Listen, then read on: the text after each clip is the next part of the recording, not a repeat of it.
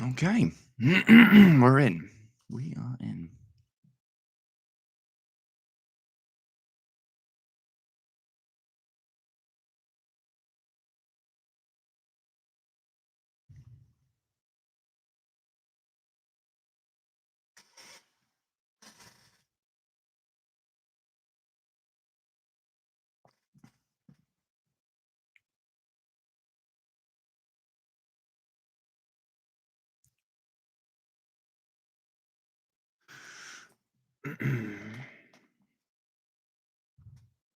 Harvey Elliott to Aston Villa. Everyone's buying except for us. Brilliant. Hey guys, welcome to the stream. Nice one. I just decided I'm actually going live on the Blue Lounge later, but I figured why not? I'll just jump on and we'll do a little. Yeah, yeah, so Mara, it is chaos, isn't it? Mate, absolute madness. I'm literally just looking at everyone is signing apart from us as well, man. The Kolo Moane to Spurs has got the here we go. Aston Villa have just announced Harvey Elliott. Donnarumma's going to Man City. I've just seen, apparently, we are. Yeah, I've heard the buying deal's back on as well. I've also just seen that apparently the Fermin Lopez deal is off. Apparently, we're pulled out of that one. So potentially, I mean, if we sell Jack, is the buying deal a loan still, or are we getting a sale, or is there like an obligation? Or I haven't seen that yet. I'm just sort of fixed on Fabrizio's tweetings. Madness, man, absolute madness. What I'm saying. So to anyone who wants to come and chat, subscribe to the channel, man. If you're watching and haven't subscribed already, Omar's my boy. We've been chatting for a little while now. He's one of the good ones. Right. But yeah, man, it's still it's all popping off though, isn't it? Like the Colomani thing collapsed last night with Juventus, and Spurs have gone, we'll have him, because Spurs are all over it, man. You've got to give them that, haven't you? They are really, really backing Thomas Frank. Okay, Akanji to Inter. That's interesting. Again, another player we 100% could have done with. He's probably going to go to Liverpool as their last ditch thing. Not going to lie, I would love to see that if we put in for Gerhi last minute. Tyreek George off.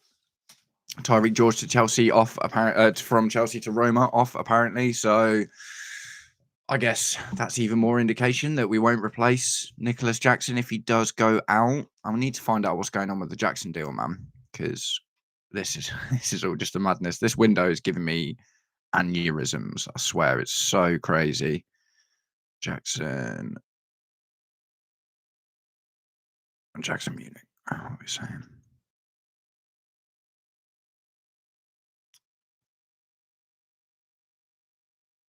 No, nothing recently. Let's have a look. What are you saying, Omar? What have you seen about the Jackson deal? Is it a loan again, or is it a sale? Absolute madness.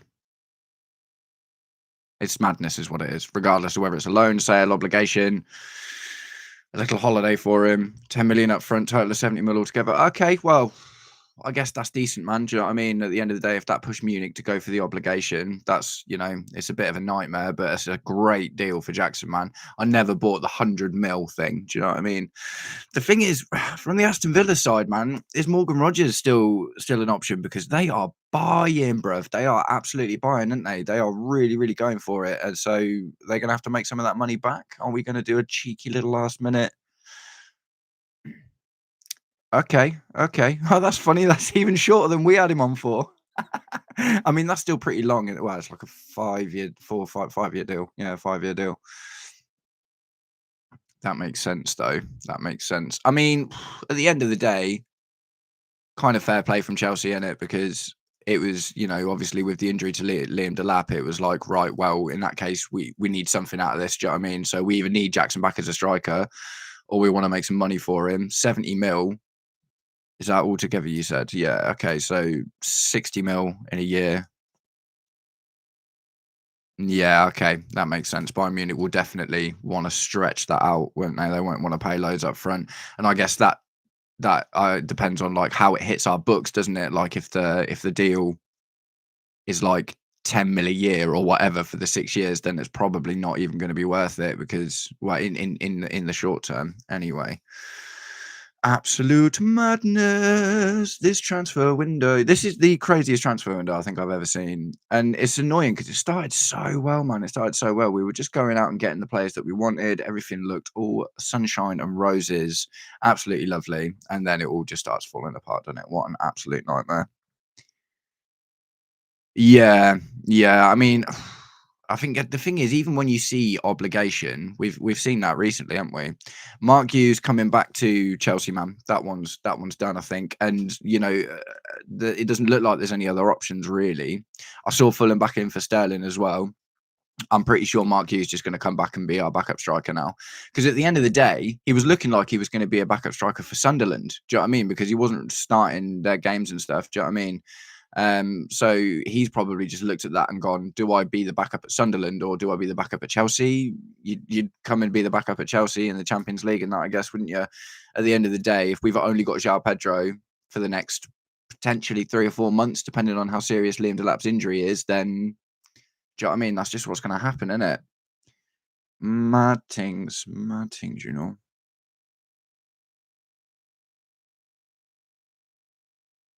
Who we got? Feyenoord. No. Yeah, that's massive, man. The Harvey Elliott to Aston Villa. They have got so many centre attacking players, man. They've got so many. Fulham to Sterling, that would be a good one. I can only assume it'd be a loan based on where we are in the window at the moment. Fulham definitely look like they need a couple of players. Yeah, yeah, 100%. Fulham look like they need a couple of players, but they ain't going to pay 300k a week for Sterling, are they? They're just not. So I can only assume that's going to be similar to the Arsenal deal. Maybe there's some sort of obligation in there. I mean, he's only got what? Well, yeah, I mean, he's still got 2 years left on this deal, to be fair, isn't he? It's 2027. He can be their new Willian. And Willian did really well for Fulham, man. Willian was a wicked player for Fulham. So Sterling might really settle in there. Do you know what I mean? He's obviously, even though he didn't perform as we wanted him to, he's still leagues above, like, what's his name? Alex Iwobi and Adama Traore and do you know what I mean? Those kind of players. So fair play. If Sterling gets the Fulham move, that seems like a good one for him. Not particularly for us. But yeah, I mean, the thing is, man, the Mark Gui thing, you can't rule out the idea that he comes in and does well. Do you know what I mean? It's definitely going to be possible because he's going to get minutes. So you know, maybe Mark Gui even performs. Do you know what I mean? And it might make it even more difficult for Liam Delap to get back in when he comes back. That'd be something, wouldn't it? That'd really be something.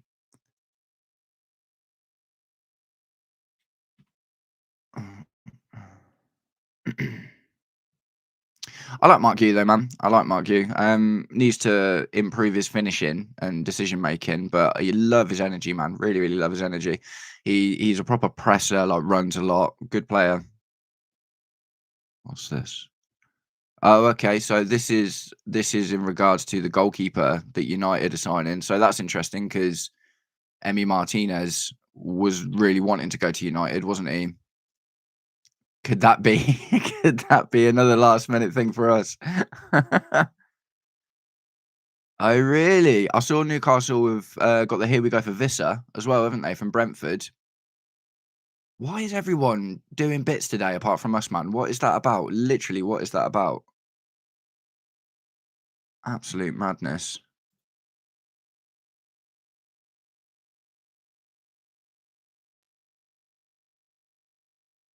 And oh yeah, I mean, I guess Newcastle got all this money now, haven't they? Just banked 125 mil, of which I think is all being paid up front because I said there was no add-ons, did they? There was the solidarity payment, 5 mil will go to his old clubs.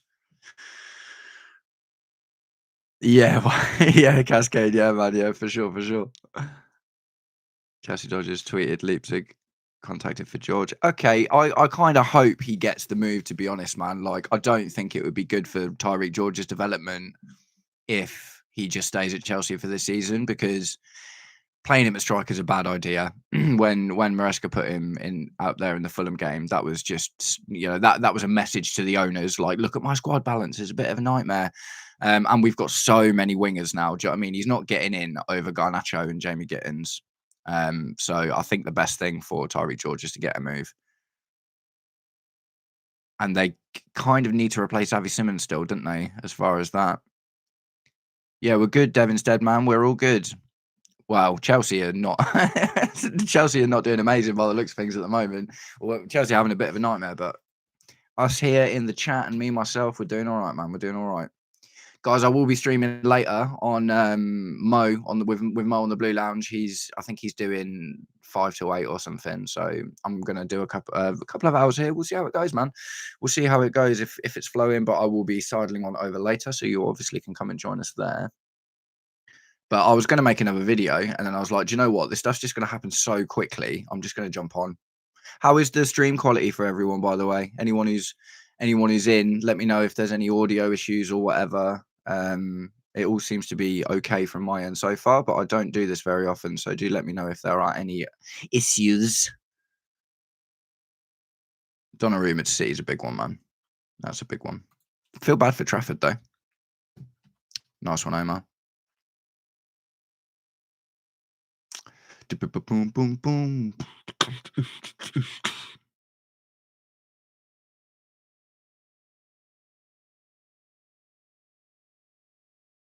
Yeah, that's huge, man. Harvey Elliott to Aston Villa. I mean, who they sold? They sold Jacob Ramsey, didn't they?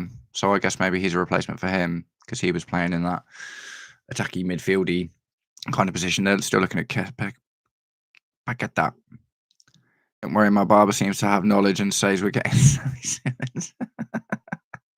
Oh, mate, do you know what? I'll level with you all, yes, because I'm pretty new to the YouTube thing. This is it was 3 months yesterday actually since I released my first video. So literally, I am 3 months in, and I've been trying to like be proactive and stuff, right? And because the Xavi Simmons stuff was going on for so long, I'd made a here we go video, and I'd also made a who's the better baller comparison video, assuming that he was going to come to Chelsea, comparing him to Rayan Cherki and Florian Wirtz from last season, and it was a wicked video, man. And I'm like, oh no, I can't even release it. But it's all learning, in it. It's all learning. You figure it out as you go and all that. And I am, potentially going to do one if we pull someone else in. I was thinking about doing Fermin Lopez, but obviously that deal looks like it's off now as well. Absolutely mental. This is all proper kicking off. They don't do it calmly, do they? Blue Co, man. They are go big or go home, 100%.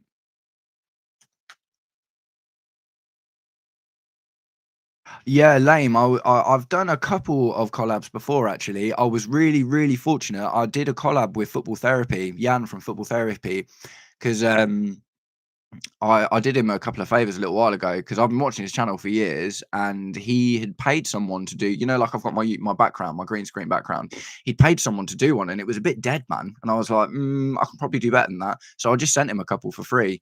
And was like, mate, use these if you like them. And then he did for like a year. Obviously, he's got the shirts and stuff in the background now, but those two that he was using before with the colours and that was me. So I was lucky to get one with Football Therapy. I've done one with Behind the Dugouts, who's a guy that started at exactly the same time as me. You've probably seen him on Mo's Blue Lounge streams. I've reached out to a couple of American creators actually because I'm interested to have a conversation with our transatlantic cousins and find out kind of how, a couple of American Chelsea content creators I'm thinking to do stuff with soon. And, at the end of the day, I'm such a small fry at the moment, man. It's like I'm such a small fry at the moment. Like I've got 840 subscribers as of right now, and I've done that in 3 months, which is wicked.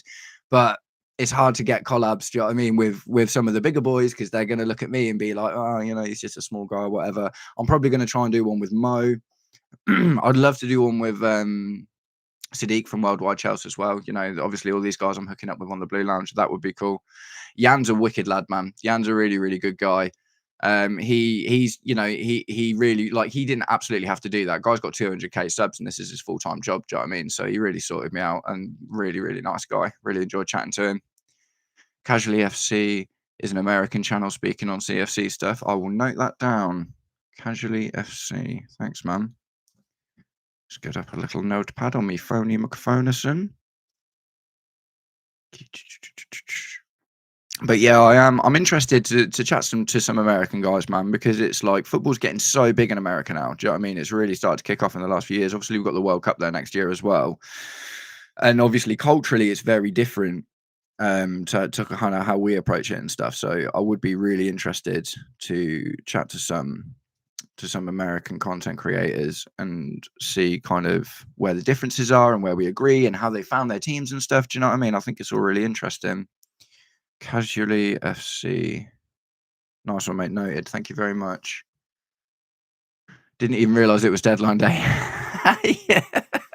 It's a bit of a weird one as well, isn't it? Because it's ending earlier tonight. It's ending at 7. Normally it ends at 11. But also it's weird because we had that little 10-day window at the start, do you remember, for the Club World Cup? So it feels like it's been going on forever. Do you know what I mean? It's been a really, really long one. So yeah, and obviously it kind of genuinely feels like 2 transfer windows for Chelsea because we had an amazing one at the start and we're having an absolute shocker towards the end of it. Keep going, brother. One day you'll be there. Thanks, Lane. Much appreciated, man. I'm gonna keep going, mate. I'm gonna keep going. Spanish window closes at midnight, so that means we can still sell players, doesn't it? So we can only register players up until 7, and then you've got an hour for the paperwork to be done, which will be 8 o'clock. Is like the absolute maximum time to get the paperwork done in the UK. But yeah, we could. I think the Turkish window is normally open a little bit later as well, isn't it? I seem to remember a couple of times we've had last minute sales, and you've seen a few last minute bits go on. Winstanley and Stewart out. They need to be sacked. I'm done with them. Yeah, this is one of those difficult things, man. These guys aren't going anywhere. Do you know what I mean? It's only going to be, what one thing about Blueco is, other than managers and players, they generally like to try and get people in for the long term. Um, it's a bit of a weird one, isn't it? Because there was that whole divide that we haven't spoken about in a while with Todd Bowley and Egbali, and I think the Avengers crew, as they seem to be known, are definitely they're Egbali's boys, aren't they? Todd Bowley wanted to go a little bit more flash and splashy, and these are the guys that are all like, like Joe Shields and all that as well, aren't they? Like the guys bringing in all the youth. So Winstanley and Stewart out, sacked. I'm done with them. Yeah, I don't know, man. I think it's one of them things, isn't it? Like, for instance, Arsenal were screaming to get all of their guys out for absolutely ages, and then all of a sudden, as soon as their form starts turning around, no one's saying that anymore. So I think the thing is, it's like it's really easy to point to the brass when things aren't going well, but as soon as results start coming in, then all of a sudden it stops getting talked about, doesn't it? I don't necessarily think that's true. I think at the end of the day, we've been progressing. I mean, and a really big one for me, right, is look at Man United.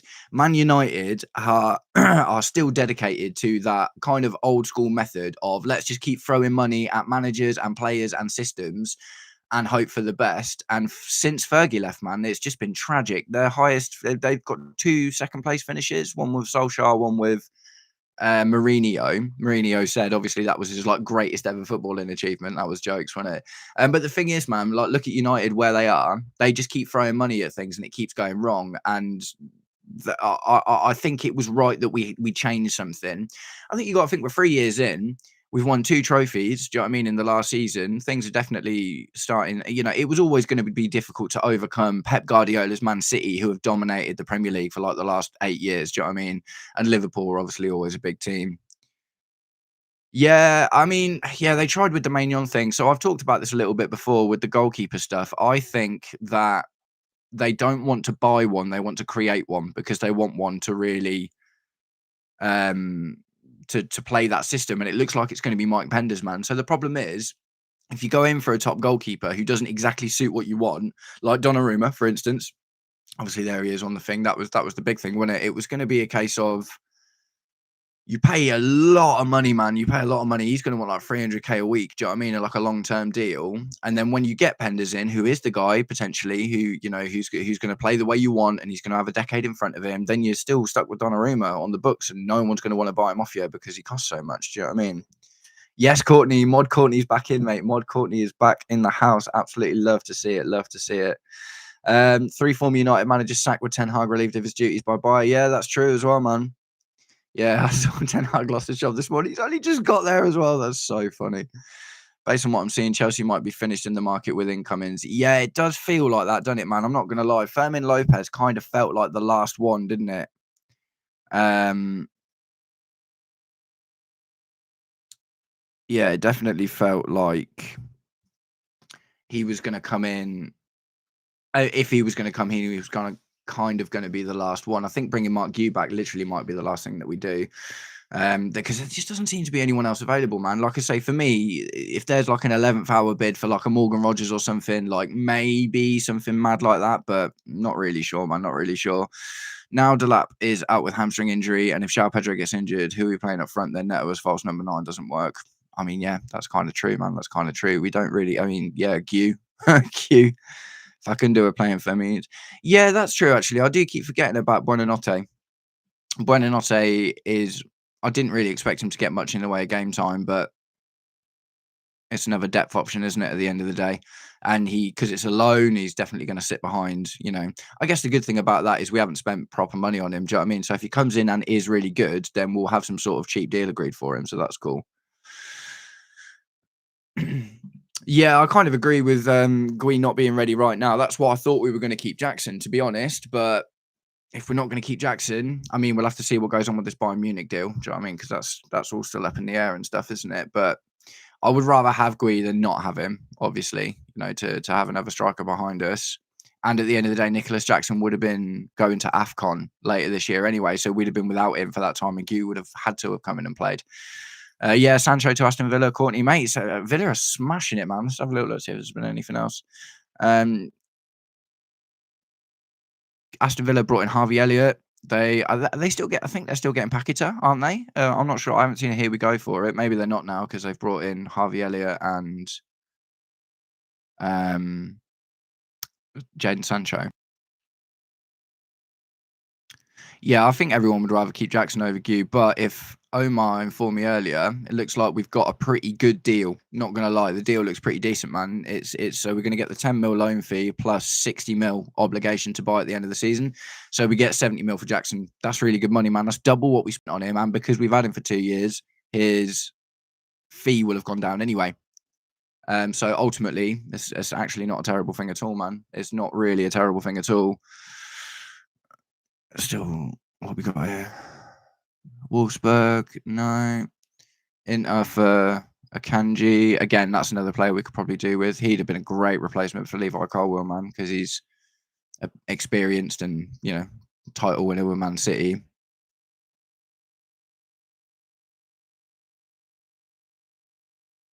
I think there for Omar Gue is a little bit different.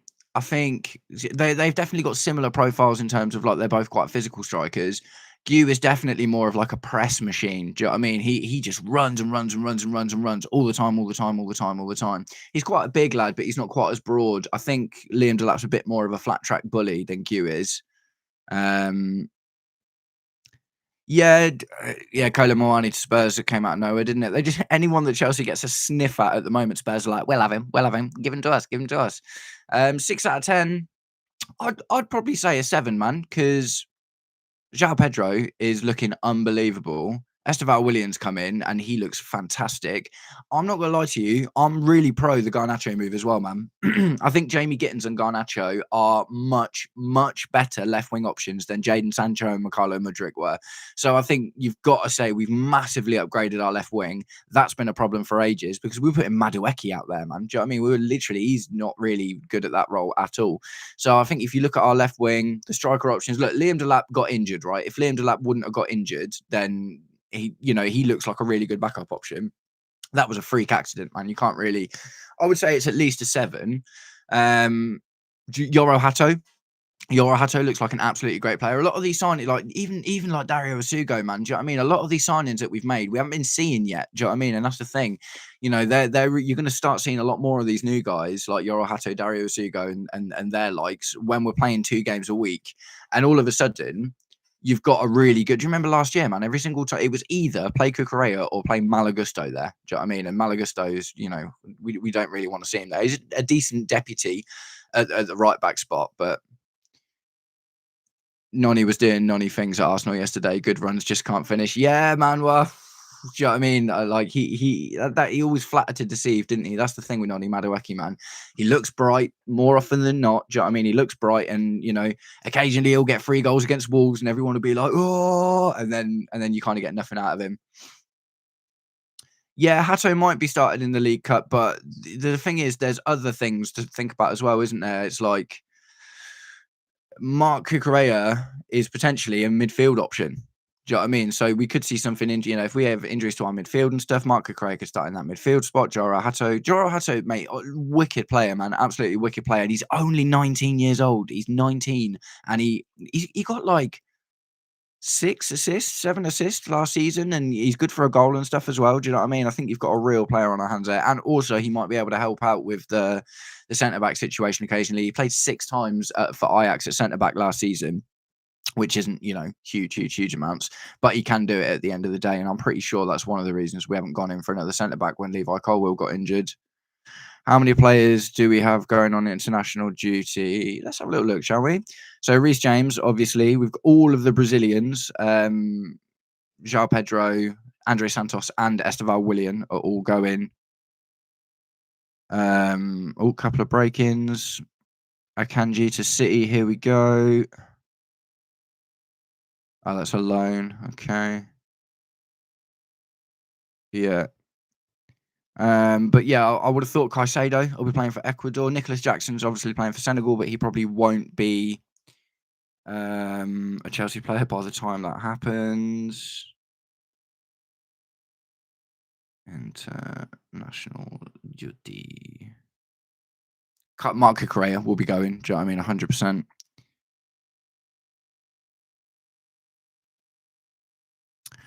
Who would I bring in as a top sporting director, Daniel? I don't know, man. That's that's a really difficult one, to be honest. Because it's just like the thing is, it's such a difficult one with sporting directors, right? Because look at the Dan Ashworth stuff. Do you know what I mean? It's like you can be in the right place at the right time and have the right group of people around you in the right situation, and everything looks wicked. Like Edu at Arsenal and stuff as well. Do you know what I mean? But all of a sudden things can fall off. Do you know what I mean? It really is that simple. And it was the same, like I say, Dan Ashworth at Newcastle, and then he went to Man United, and instantly it didn't work, even though he looked really good at his job. I would argue that sporting directors are even harder to kind of profile than players are, man. Do you know what I mean? Because it's so down to how well do they work with the infrastructure that they're in. So yeah, I don't know, man. I would keep our, because I think the thing is we're still really young in terms of this new infrastructure. Do you know what I mean? So I would probably just keep everyone we've got at the moment. Anselmino was balling yesterday. Manager called it world-class performance. Yeah, man. I think honestly, and again, a couple of people were like, "Why are we selling Anselmino out if Levi Cole was injured?" I'm like, mate, that's the best thing for him, man. It's a straight loan with no buy obligation. He looks absolutely wicked, and he needs to go and get game time. He needs to go and get game time, and that would not have happened in a Chelsea shirt this year, man, because the position that he's going to play.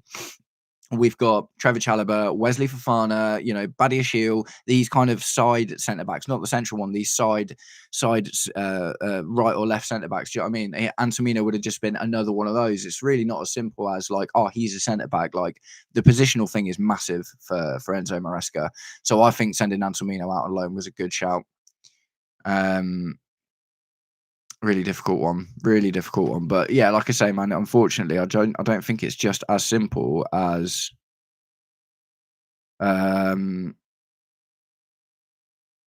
keep him because he's a centre back. Feel the board when putting the squad together understood the value of depth, and now you see Liverpool and Arsenal trying to duplicate what we are doing. Yeah, man. Do you know what? Oh, it's not even just them. Like, look at PSG. PSG are doing exactly what we're doing. PSG are losing Donnarumma because they're changing their wage structure to the same one that we've got. So I understand it's difficult, right? Because what we're not seeing is the level of success that we want at the moment, and that's fair enough. But what you also have to remember is they came in, Bluco came in and completely cleared the decks, man. Czech got sacked, Granovskaya got sacked, everybody got sacked.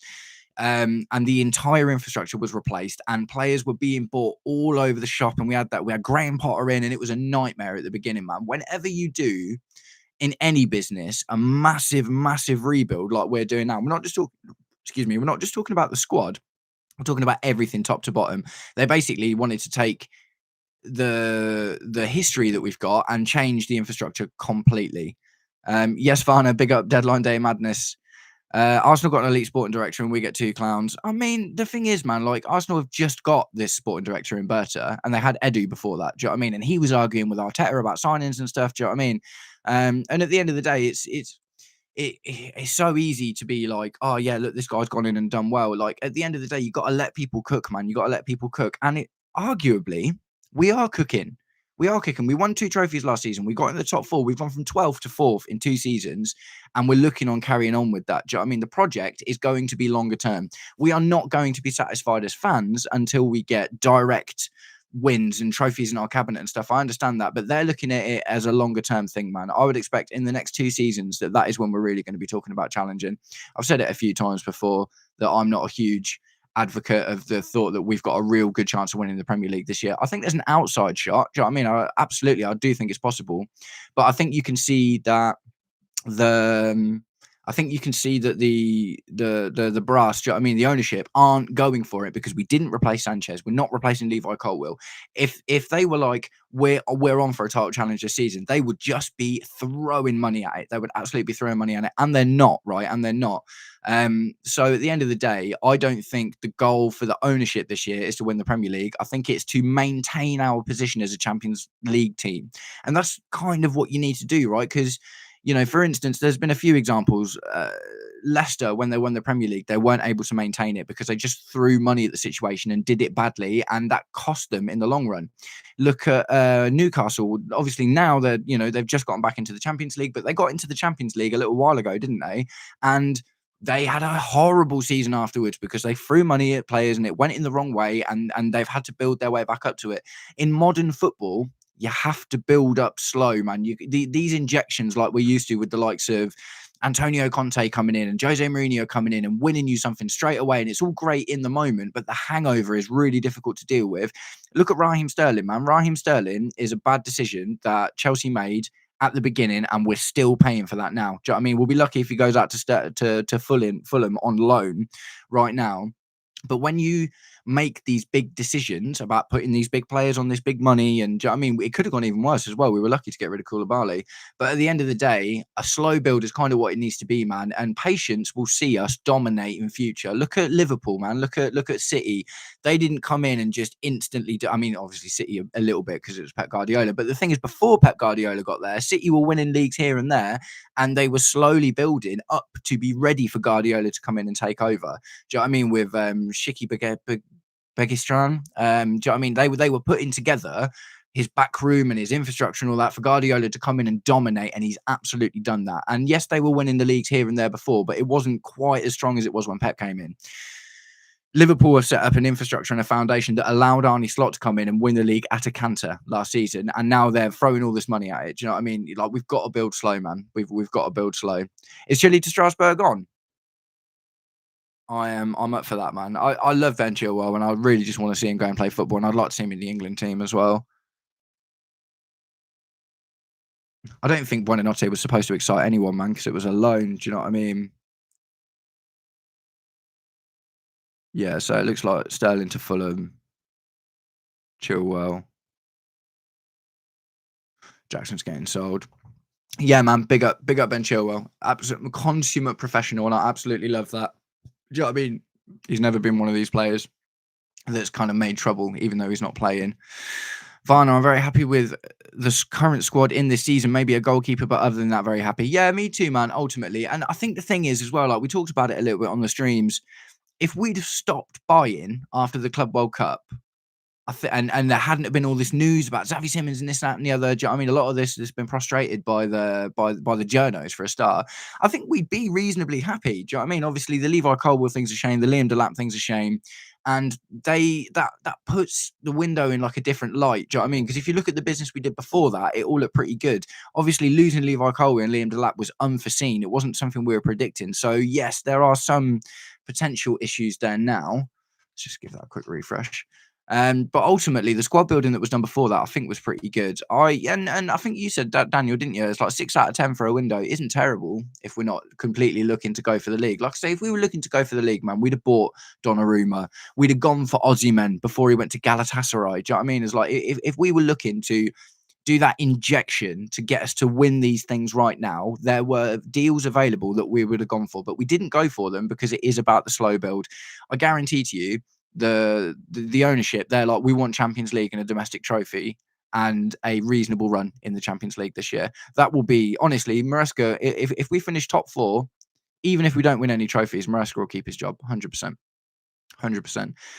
And I'm for that, man, as well. Like, Maresca didn't have much experience, but neither did Arteta before he went to Arsenal. Do you know what I mean? He'd only ever been an assistant, and he was backed by his team and his club. And obviously, he's gone on to, have some. At the end of the day, like, no, he's not won anything, but he's accumulated points that have won titles before. The last time Chelsea won the title, we did it with 74 points, right?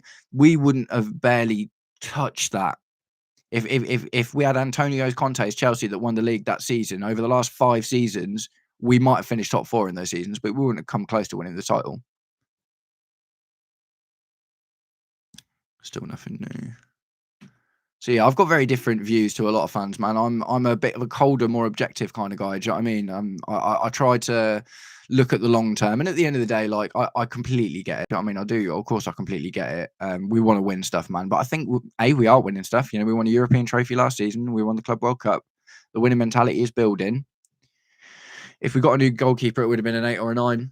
That's fair. That's fair. I think the thing is though, like Mike Maignan was always going to be a stopgap. Do you know what I mean? And ultimately, it's a difficult thing. Someone called me out on this once, but I do still kind of believe it. If Sanchez stops making these costly errors, right? So Sanchez made 5 errors that led to goals last season, and 3 of those cost us points. If Sanchez only makes 1 costly error in this entire season, then we'd have finished in last season. Sorry, then we'd have finished in the Champions League with 2 or 3 games to go. Do you know what I mean? So if and they brought in I can't remember his name, the mentality coach. Do you know what I mean? The rugby guy, the guy that comes in from rugby, and that seems to have made a really big difference. To be fair. So I'm not. I don't think Sanchez is the guy. Don't get me wrong. Like I still don't think he's good enough to win us a league, but he doesn't have to be much better in order for us to get a lot more points. Yeah, Elliot to Villa. We saw that. That's okay. Here we go for Akanji. That's the. Where's Elliot? There he is. Elliot in an Aston Villa shirt. Yeah, he looks good in it, doesn't he? Fair play to him. Nah, the thing is, man, like Daniel, you've said this a couple of times, man, and I understand where you're coming from. Do you know what I mean? I do understand where you're coming from, but it's not just about being excited. If anything, so do you know one of the biggest problems in football, right, is people that talk about winning the transfer window. No teams ever win the transfer window and do well. Do you know what I mean? It almost never happens. West Ham did it like the season or two ago when they bought Fulkrug and all that, nearly got relegated. Everton did it a little while ago, nearly got relegated. Do you know what I mean? It's like you can go out and buy all of the players and it all looks really exciting and stuff. But when you buy too many players and you change too many things at once, it actually makes it more difficult. It's why I think Liverpool aren't just going to walk it this season, actually. Yeah, I know Liverpool got Isaac today, but hey, Liverpool won the league last season, man. Do you know what I mean? And they've been in the top 4 and fighting in the Champions League for a long time. We've been building back to that. And at the end of the day, Liverpool are going to run into their own issues, man, because they've sold a lot of players. So a lot of the players they've got coming in are going to have to play first team football. And that's not necessarily just going to be easy, man, because there's with Isaac coming in, for instance. Look at Ekitike. How's he going to feel about that? Look at Cody Gakpo. How is he going to feel about that? When you're paying big players on big money and they've got big egos and everyone thinks they're going to win the Prem, everyone wants to play all of the time. So Liverpool are going to have their own issues this season, man. And look, I could be wrong. I absolutely could be wrong, but I just don't think it's going to be as easy for Liverpool now as it was last season. Do you know what I mean? Courtney, in my opinion, if we had a Kudus or a Mark Gurhey with a goalkeeper and help us, yeah, no, do you know what? Like, I do agree with that. I think the thing is, Kudus, yeah, I mean, if he was going to play centre attack, that'd be good. But he's playing on the wings for Tottenham, isn't he? Mark Gurhey, I really think would have been a wicked idea, man. And we still haven't got rid of Axel Disasi yet. That's a bit of a worry, isn't it? Do you know what I mean? It's like I haven't seen anything about Axel Disasi for a little while now. Yeah, yes, Kai, behind the dugouts. Yeah, the window. Yeah, the window is looking a bit dead, man, and it is looking a bit dead. You know, all of this news that's coming out today is not really Chelsea related, is it? But at the end of the day, think about the outgoings as well, man. Think about like how much better that is for the squad to have for us to have offloaded as many players as we have. If we get rid of Chilwell and Sterling today, whether it be loans or sales or whatever, that's really good. Do you know what I mean? Because what you don't want is bomb squads. Do you know what I mean? You don't want a bomb squad hanging around your team, making everyone else a bit uncomfortable while they're all training and that. Yeah, Varner, I saw the thing about Wolves as well, but I went off the boil, then Bournemouth came in for him, and then that went off the boil. Someone else came in for him last night. I can't remember. Kai, maybe you remember. We were talking about it on stream. Liverpool concede 6 goals already. Arsenal were just useless, to be honest. And this is what I'm saying about Liverpool, man. Do you know what I mean? Is like it's so difficult to win a league by outscoring your opponents every time, and they do look a little bit vulnerable. Do you know what I mean? There are definitely issues in there. 5 hours left. I don't see any incomes coming in. Nah, probably not, man. Probably not. I think it's mainly going to be about outgoings, to be honest, because what we got: Chilwell, Sterling, Disasi, Nicholas Jackson. That frees up a lot of space in the squad. Do you know what I mean? And you know, maybe we go back out in January and make something happen. Do you know what I mean? But at the end of the day, the only thing we really needed was a centre back and a striker. And we've brought back Mark Yu, and I don't love that. As I was talking about this yesterday, he's a body. I don't love that in terms of quality. I definitely think it would have been better to keep Jackson, but 70 mil for Jackson's a good deal, man. Do you know what I mean? That's bank. That's bucks. Absolutely bucks. No, I do not watch Johnny Minerals. A couple of people have mentioned him though, so maybe I should start checking him out. What do you think? But yeah, it's a bit of a mad one, isn't it? It was a bit of a mad one. But at the end of the day, these strikers that we have been linked with, like Conrad Harder, man, it's like, am I bothered that we didn't get Conrad Harder? No, I'm not bothered we didn't get Conrad Harder. There's Muerka as well, who's really, really, an academy talent that looks really, really, really good. He's kind of banging goals away at the moment. Maybe he gets more options. Kai says 100% great if we can offload a few more of the bomb squad. The Jackson thing concerns me with only Giver's striker choice. Depth, yes, but quality, not sure about that. Yeah, 100% agree, man. 100% agree.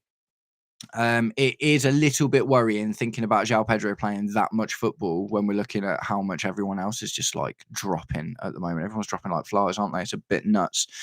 But what can you do, man? What can you do? It literally just is how it is, isn't it? The thing is, we haven't really for ages had any what's the word, like panic buys. Do you know what I mean? We haven't really done panic buys for a while. Do you know what I mean? Where it's like, oh, something's happening last minute. They do seem to keep their finger off the trigger a lot more than the last administration did. Do you know what I mean? That's not necessarily a bad thing because that's kind of the thing that leaves you with problems. I don't think Turkey and Saudi window closes today. No, they do not. I think I remember saying before the Turkey window goes on a little bit longer. Before Bluco came in and wanted an ownership who care about Chelsea. I mean, I don't think anyone would have done really. Like Jim Ratcliffe was in for us before, and he's a Man United fan. Do you know what I mean? Um, Secret negotiations. Do you know what? Honestly, man, I think that we'll address the centre attacking situation as well more than the striker one because we've brought Mark Yu back now. If we're going to go for another person, I've got a feeling it'll be a centre attacker. But I guess we'll have to see. But yeah, I mean, who cares about Chelsea, man? Like, do you know what I mean? Other than actual Chelsea fans, do you know what I mean? It's always a difficult one. Yeah, I'm glad we didn't get Jim Ratcliffe, man. Look at what he's done to Man United as well. And so we got Clearlake, and who was the other? There was some really bad people coming in for us, man. Look, if we come and get bought by a Saudi conglomerate, like they're not going to care about Chelsea. Do you know what I mean? The Saudi PIF doesn't care about Newcastle. Do you know what I mean? They've got loads of money. They can't even spend it. But it's really difficult to find a genuine billionaire owner like Roman Abramovich who comes in and wants to be a football fan. Do you know what I mean? You know, you got Marinakis is a really good example of this at Nottingham Forest, right? Ricketts, that was it. Thank you, Varner. Yeah, Ricketts is like, they were awful as well. We did not want them at all. Absolutely not. Yeah, Kai, shout out Morgan Rogers. I'm hoping for that one, man. So yeah, the thing is, like, look at Nottingham Forest at the moment. Marinakis obviously cares, right? He obviously cares deeply, and that's good. But also, look how not good it is when he's running on the pitch and he's screaming at his manager and he's handcuffing Morgan Rogers from being able to make his move after a here we go. Do you know what I mean? So it can go too far the other way as well. And I think what we've got with, at the end of the day, Blueco care enough about the business of Chelsea to try and maintain our culture. Do you know what I mean? Like, for instance, the stadium is like half owned by the fans, isn't it? So they're not going to be able to just come in and smash that out. And they want to keep and build on the fan culture, man. 100% they do. No, they're not like Chelsea fans from when they were kids or whatever. But like I say, finding someone who genuinely cares about Chelsea, who's got billions to spend, is not it's not easy. Do you know what I mean? That's going to be a really tough one. Blueco's not the greatest, but not the worst. Newcastle owner, super rich, yet they struggle. Exactly. And you know what? The Newcastle ownership is a proof of why what we've got is actually quite good, because obviously they had Amanda Stavley and whatever, and it all came in. And when Newcastle's owners thought they were going to come in and be able to just spend money, they were all buzzing about it. As soon as PSR came in, which was a response to them buying that club, by the way, as soon as PSR come in and they don't get, they kind of fall off from their glorious rise to the Champions League that they made really, really early, all of a sudden, they're not spending as much money. They're not backing their manager as much. Do you know what I mean? Stavley leaves, and all of a sudden, the PIF seem a little bit less interested, don't they? You got to give the Chelsea owners. We've been in some sticky situations, man. We finished 12th, do you know what I mean? And we finished 6th, and we've just finished 4th, and they've stuck with us through it all, man. They stuck with us through it all, and they're still investing. They're still pushing the to where we want to be. It's just going to take longer than we want it to. 100%. Do you know what I mean? It's just going to, and the thing is, though, there is a positive to that, because if we take longer doing it, we'll stay there for longer. My kind of whole thing is, if we just go in and spend money and whatever, then you might win a trophy or two in a year or two, but then you're going to spend, and we saw it as Chelsea fans under Roman, man. It happened in the last 10 years. It happened so many times. We win the Premier League, don't win anything for years after, because we've got the fallout of Mourinho to deal with, and we've got players to get rid of, and player power becomes a massive thing. Right, okay, cool. Then all of a sudden we bring in Antonio Conte. Cool, he comes in and wins the Premier League, and then it absolutely falls apart afterwards, and all of the players are screwing. Hazard has his worst season absolutely ever. Do you know what I mean? He scored 6 goals in a season because he just couldn't be bothered anymore because of how bad it had been. And then we spend years trying to build back up. Okay, cool, we get Thomas Tuchel in. Thomas Tuchel is a great tactical manager, but also a really difficult guy to deal with. We win the Champions League, and then it all falls off again. Do you know what I mean? And our league performance was trash under Tuchel as well, man. Like, we were not looking good at all. So I think it's easy to, look at the trophies and be like, that's what we want. But at the same time, every time we've done that in the last 10 years, we have these big drops. Do you know what I mean? These big drops, and are really, really difficult to dig our way out of. And we have to keep rebuilding every time. Do you know what I mean? Like, the amount of new rebuilds we've had to do over the last 10 years is absolutely phenomenal. Whereas what Blueco want to do is continue to build slowly. But once we get there, we'll have this really strong foundation to push off of, and hopefully compete and win trophies every year. That's what I want. That's what I think is going. And that's kind of why I back them, to be honest. I think as fans, we forget that football is a business above all. 100%, 100%. Totally agree with that, Omar. I think that's how they look at it. We can be fans and we can love our club and stuff, but they're never going to make decisions the same way we would, because they don't have that same passionate involvement that we do. Do you know what I mean? And they are seeing it as numbers on a page. 100% agree with that. Chelsea Dodgers posted. Oh, he's someone I'm not following. Can I find him on? Sorry, this whole setup's a little bit new for me, so I'll have to kind of figure this out as I go. Chelsea Dodgers. Oh.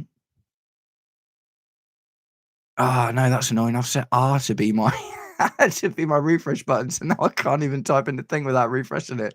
Oh no. I didn't think that one through at all. What if I do Chelsea? Yeah, there we go.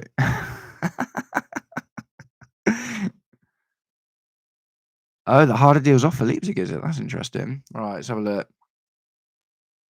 Chelsea Dodgers. Yeah, I'm an ex-noob, man. I've never been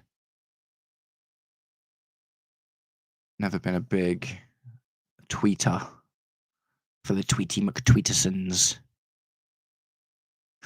Right, what we got? Come on, Chelsea Dodgers. 2 minutes. There have been positive talks between Chelsea and Bayern Munich over a move for Nicholas Jackson. Chelsea wants an obligation agreement, and there is optimism that a deal is close to being struck. That is good news. Rebel Leipzig have made an approach to sign Chelsea attacker Tyreek George. It comes amid uncertainty in their move for Conrad Harder. That is interesting. Still wouldn't be super fussed about getting Harder ourselves, to be honest. And that's interesting, isn't it? Because if you look at just that in isolation, generally, we don't think Tyreek George is good enough to play for us, and Red Bull Leipzig are looking to replace Conrad Harder with Tyreek George, so they're in and around the same level. So Harder's probably not worth it, man. Yeah, yeah, yeah. Welcome everyone to the stream. By the way, I've got it set to subscribers only. So if you would like to have a little chat and get involved, then hit that subscribe button. I want to keep Jackson over Gu is not good enough. Yeah, deal with Jackson close includes obligation. Harder deal with Leipzig is off. Yeah, that's interesting, man. That is interesting. It is definitely all happening, isn't it? Let's go back to Fab.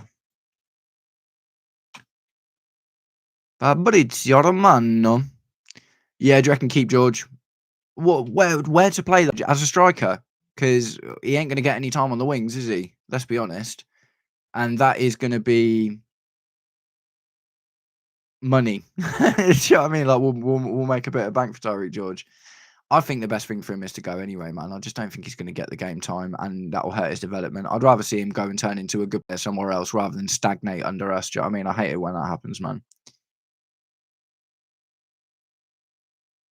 Copy Main's staying at Man United, even though he wants to leave. That's interesting. I think you might find we might see ourselves, not ourselves, Chelsea, but Man United might find themselves in a Garnacho style situation with Copy Mania by the end of the season.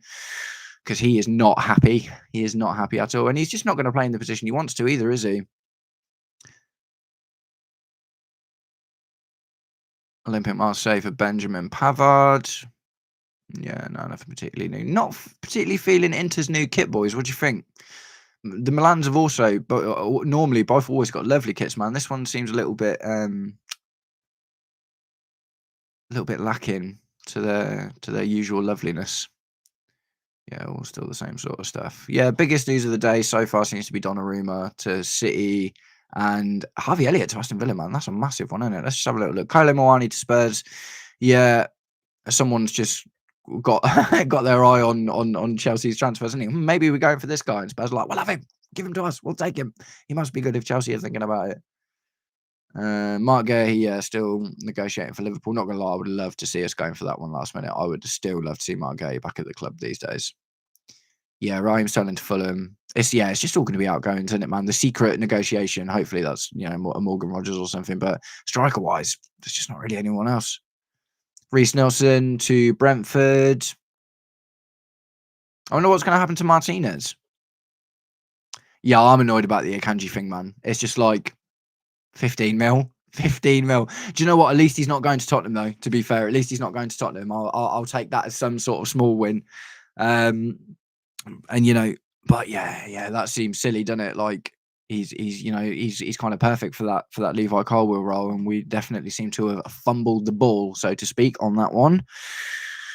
But it is what it is. Or refresh.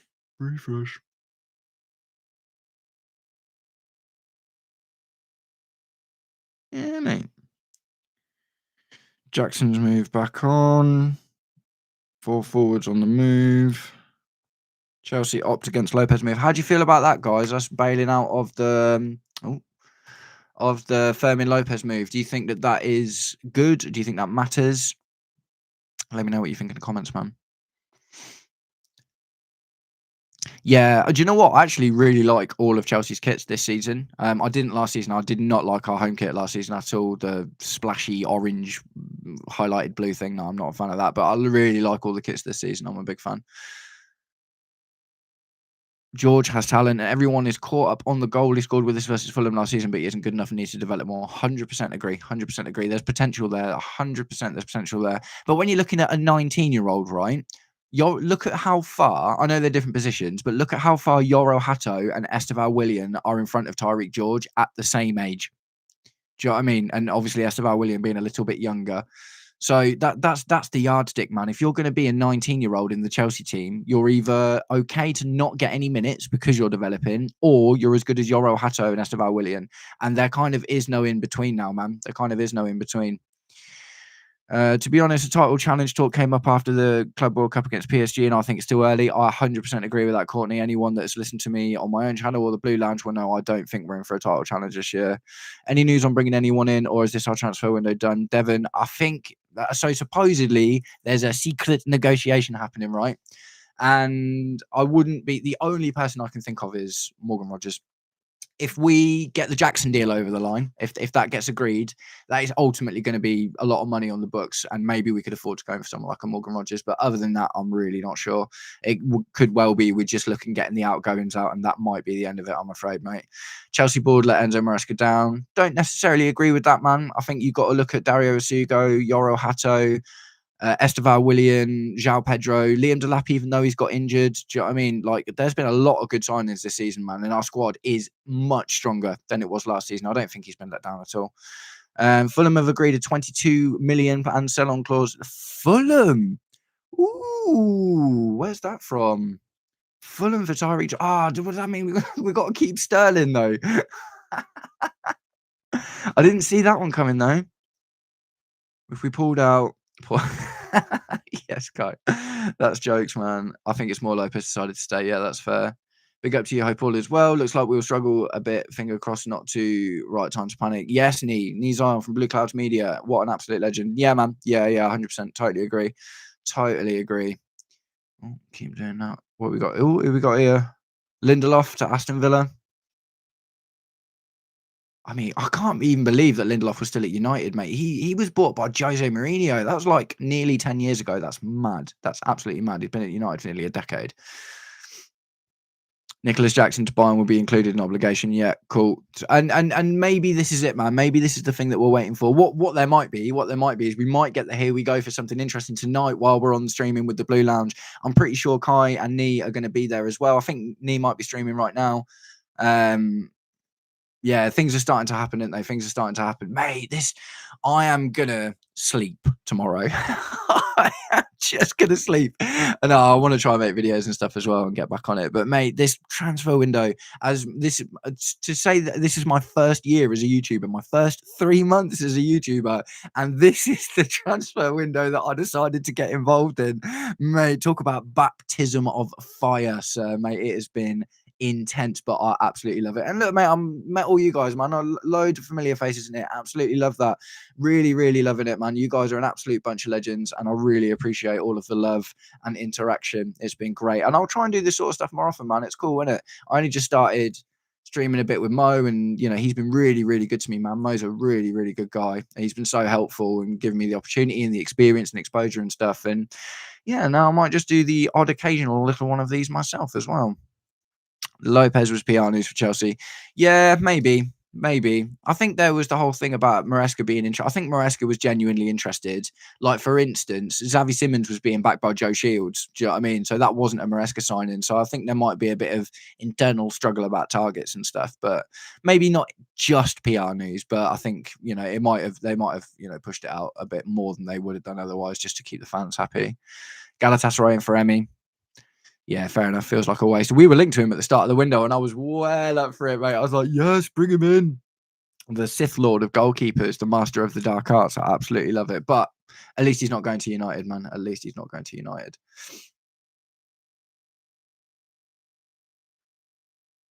Yeah, I mean, the thing is, if we sell Tyreek George, and this is a response to Varner, the George thing is George Sell is a game changer. Perhaps we do sign someone. If we sell Tyreek George and Nicholas Jackson, that's like 90, nearly 100 mil for them two players over the course of both of the sales. Do you know what I mean?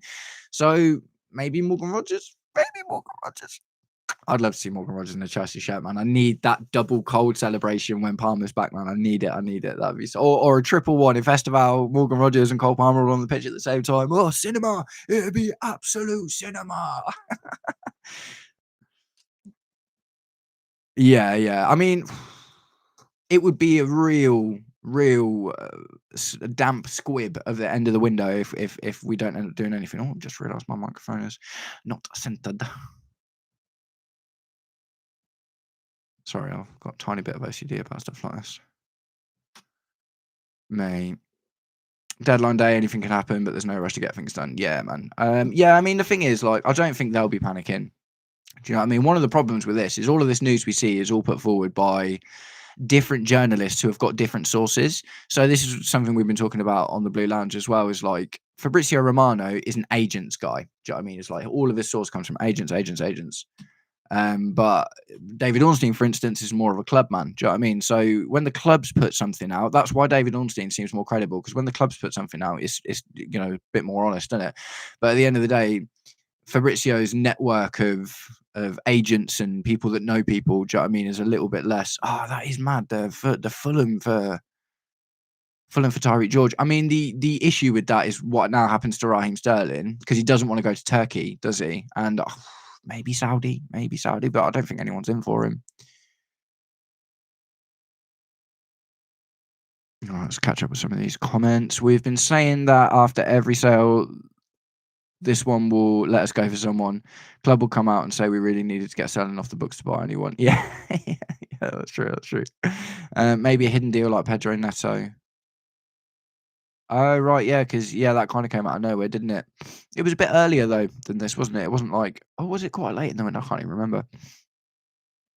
22, George and Jackson alone around 50 mil. That's 40 mil. Gay, he might hijack. I would love that, man. I'd be buzzing if we got Mark Gurhey back. I'd be really, really, really pleased. Didn't you guys say last night on the Blue Lounge that we might buy out Sterling? Yeah, actually, that's not even a terrible shout, to be honest, because free agents can go anywhere they want after a while, can't they? The thing is with Sterling, for me, it's not about do we make money on selling him. It is mainly about getting him out of the squad. Do you know what I mean? I think just getting him out of the squad and getting his wages off the books. I worry about cancelling his contract, because that means we'd have to pay him off. And that's, what's he got? He's on 300k a week. He's got 2 years left on his deal. I was 52. So it's like 15 mil a year, man. Do you know what I mean? It's a lot of money. It's a lot of money. And that'd be 30 mil just to cancel Sterling's contract. That's crazy. Do you know what I mean? That's bucks, mate. That is buckaroos. So I like the idea, because I think it's good to get him off out of the squad. But at the same time, that's 30 mil. Do you know what I mean? That's bank. Because we were only looking to sell him for 20 mil. So we were already looking to make a 10 mil loss, essentially, on selling Raheem Sterling. I think, to be honest, the best thing we could probably do now is get a loan. If we can get a loan and cut his wages in half, 7.4, we saved like 7.5 mil, 8 mil in the year, don't we? So that wouldn't be absolutely terrible. But yeah, whatever gets him out of the squad, I guess. And they will only cancel his contract if they know we can afford it. Maybe if we do get this Jackson deal through, and obviously the Tyreek George deal going through, maybe if we do those, then potentially, maybe that pays for us to cancel Sterling's contract. Can you imagine? After all of this, the final move we make is paying Raheem Sterling 30 mil to just go. It's just like, go and do one, mate. Go and do one. That's hilarious. Oh dear. Villa, I don't think Villa would be interested in Sterling, man, to be honest. They've just signed Jadon Sancho for a start. Is the Paquetá thing happening or not? Have we heard any more on that yet? And they've just got Harvey Elliott as well, haven't they? So I don't think they'd be super, because the thing is, Jadon Sancho's on a fairly chunky wage, isn't he? So they're probably not going to be super keen to take Sterling on at 300k a week, or even 150k a week, when they've got these other guys. Yeah,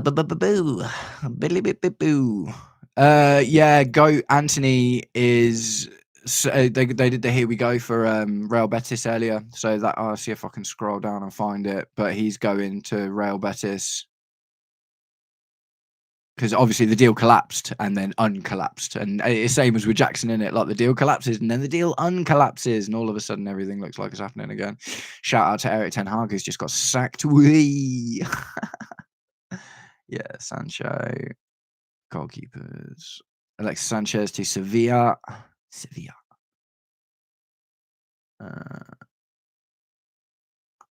I'm sure I saw it. This morning. It's like this. Oh no, it's another striker for Sunderland, isn't it? Yeah, there it is. Gentlemen, breaking Anthony to Real Betis. Here we go. 22 million euros plus 3 mil fee to Manchester United. Manchester United will have a 50% sell-on clause. Oh, mate. Chelsea changing the game again, man. Look at that. Do you know what I mean? Look at that. We're absolute. People are just, mate, copying our homework, man. People are copying our homework every day at the moment. 50% sell-on clause. That's mad. The Paquetá moves off. Okay. Yeah, mate, 50% sell-on clause for Anthony. That is copium, mate. That is bare copium from United. I mean, the thing is, they paid 90 mil for him 2 seasons ago, and they're now selling him for 25 million euros, which is like 19 million pounds. Do you know what I mean? So they're losing out like 50 mil on this deal. So they are going to have to hope desperately that he goes for at least 50 mil plus in his next deal. Otherwise, they are, oh, mate, tragic, tragic. Yeah, yeah, Ten Hag sacked after 2 games. It looks like he couldn't bring his football to buy Leverkusen either. Innit? Do you remember that when he was like, "I can't play my football at Man United"? Oh, mate, tragic, tragic. And you know what? I was talking about this earlier, man. Like sometimes, whether you're a player, a manager, a sporting director, whatever, sometimes you're just in the right place at the right time and things go really well for you. And that was Eric Ten Hag at Ajax. He just had all of the things he needed to do the job properly and in a way that worked for him. And if all the stars don't align, this is what separates managers specifically. This is, for instance, one of the reasons that people like Ancelotti are so good. Do you know what I mean? Because Ancelotti can basically go in anywhere and he did it at Everton. Do you know what I mean? He did it at Everton. Ancelotti can go into an Everton and do a job because he can adapt or make clubs adapt to him. Do you know what I mean? But if if you don't have either one of those abilities in the adaptability or the aura to make people want to adapt to you, then you're not necessarily just going to be able to go and do it everywhere. Do you know what I mean? Same with Mourinho, really. Mourinho had it for a while, but Mourinho just keeps running into brick walls, doesn't he? Because people aren't willing to adapt to him anymore. Ben Jacobs says Jackson deal is on. Terms of loan with obligation, just need to agree on the fee. Yeah, okay. Okay, that's cool. I mean, maybe that's the trigger for whatever's going to happen with Chelsea. Obviously, with Tyreek George going, I mean, we've made amazing money, man. Like, think about. I know it's been a tough last week to the window. Do you know what I mean? It's definitely been a tough last week to the window, but we've done really good, man. We've done really, really good. Man U DNA is not good. 3 previous managers sacked in 1 week. No wonder why Maynard got actually when his kids want out. Yeah, 100%, man. 100%. And the thing is as well, like Man United constantly try and rip up the script and start again. And that's what we did for a little while. Do you know what I mean? Under the last sort of 5 or 6 years with Roman, that is exactly what we did. We just kept on trying to rip up the script.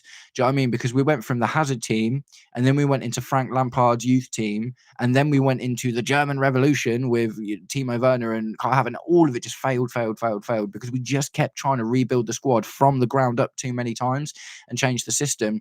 Whereas with Blueco, we've done it once at the beginning, in terms of the players and the management, the players and the infrastructure. And then once we've got the players and the infrastructure starting to settle, then they've obviously eventually ended up settling on Maresca. And you can see that because they only gave Pochettino a 2-year deal. So they never backed Pochettino to be the manager long term. They knew that they needed a Passover manager to get to Enzo Maresca, essentially. And like I say, I think, I promise you boys, the slow build is what you want. I would rather take another couple of years to win something big now, if that gives us a chance to win 3 out of the next 5, because we've spent that time doing it. Do you know what I mean? That's literally where I sit on that, man. I know it's not sexy and popular and whatever. Do you know what I mean? Because, obviously we want to win trophies now. But in terms of building sustained success, man, I think you've got to do that slow build. And then the foundation is there. So if something does go wrong, you've got something to fall back on. Whereas you look at your Man Uniteds, every single time something goes wrong, they clear the decks and start again, clear the decks and start again, clear the decks and start again. We haven't done that really in the last couple of years now. Do you know what I mean? We are clearing the decks a lot, but it's because we're buying so many players in. But what we've been doing in that is building a foundation or building a spine. Do you know what I mean?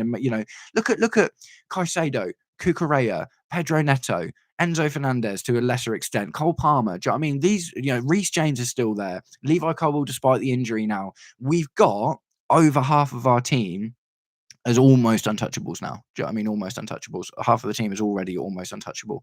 So we just need to carry on that way. And then once all of our team is untouchable, we'll be winning stuff, man. We'll be winning stuff for sure. And Cito to Strasbourg official. Yeah, that's cool. I saw something about Gallagher, Courtney, being linked with Palace again. I'm not sure if that ended up going through, but I did see something about Gallagher being linked to Palace, which is a shame because he didn't do too badly out in Atletico Madrid, and he's still pretty young, isn't he? Welcome everyone to the stream. Got 31 viewers all at the same time now. Nice one. If you want to have a chat, guys, get involved. Just make sure you're subscribed. Yes, Mo. Yes, Mo. Big up Mo from the Blue Lounge. What an absolute legend. Watching from work. He watched my video on the way to work this morning as well. So we finished our stream just after midnight yesterday, and I was like, do you know what, man? I'm just gonna make a video and see how it does. So I made my video, and Mo watched it on the way to work this morning. Absolute hero, man. Absolute hero. Yeah, big up Mo. Ledge. Yes, Mod Courtney. Love Mod Courtney. Ah, Zoom. Hey, mate, you're new. Come on, Chelsea. Yes, mate. Absolutely. Hoping we would just want. Do you know what? It doesn't even need to be a Morgan Rogers, does it? We just need. I think as a fan base, we just need to see something, don't we? It just needs to be something, anything, any little tiny little morsel, and we'll be happier than we are at the moment. Do you know what I mean? Yeah, still nothing. Yeah. Brentford have turned down an approach from Leon for Fabio Carvalho. He was Liverpool not so long ago, wasn't he? Didn't last very long.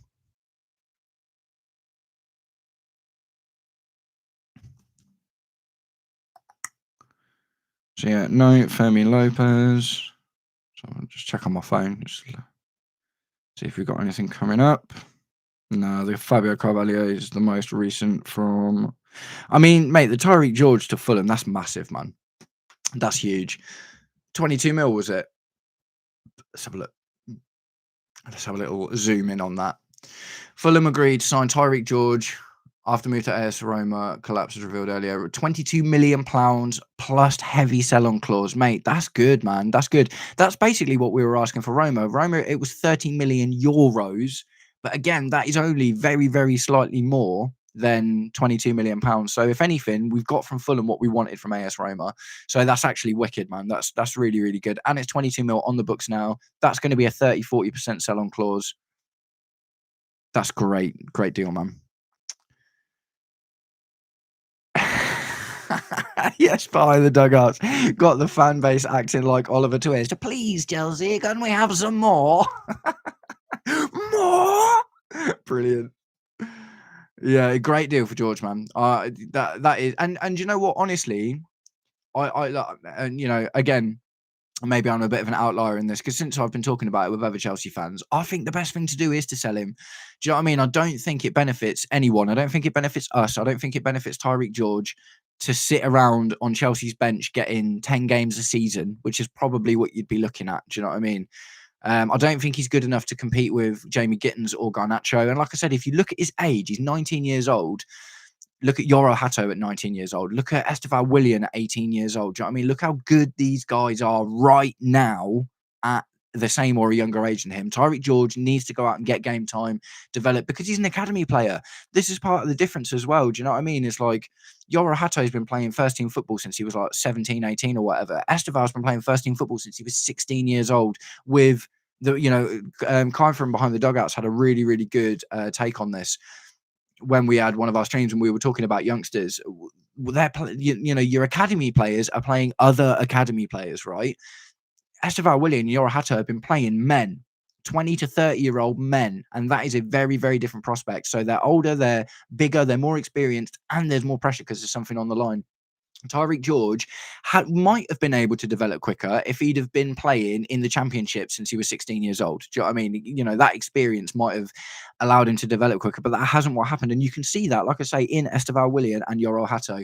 Tyreek George right now has to go out and get minutes if he's going to become the player that he wants to be. And if he doesn't, we end up with another Hudson Odoi, do you know what I mean? Who had the potential but wasn't able to do it with the massive pressure that is being in the Chelsea team. And yeah, maybe when he gets to 24, 25, he finds himself at a Nottingham Forest and has a good season, wicked. But he can be better than that, man. And for us to make that money off of him now and give Tyreek George the opportunity to go out there, get minutes, become the best version of himself that he can be, I think it's the best for everyone, man. I think it's the best for everyone. What's Florian Plettenberg? Let's have a look. Just can't use the R.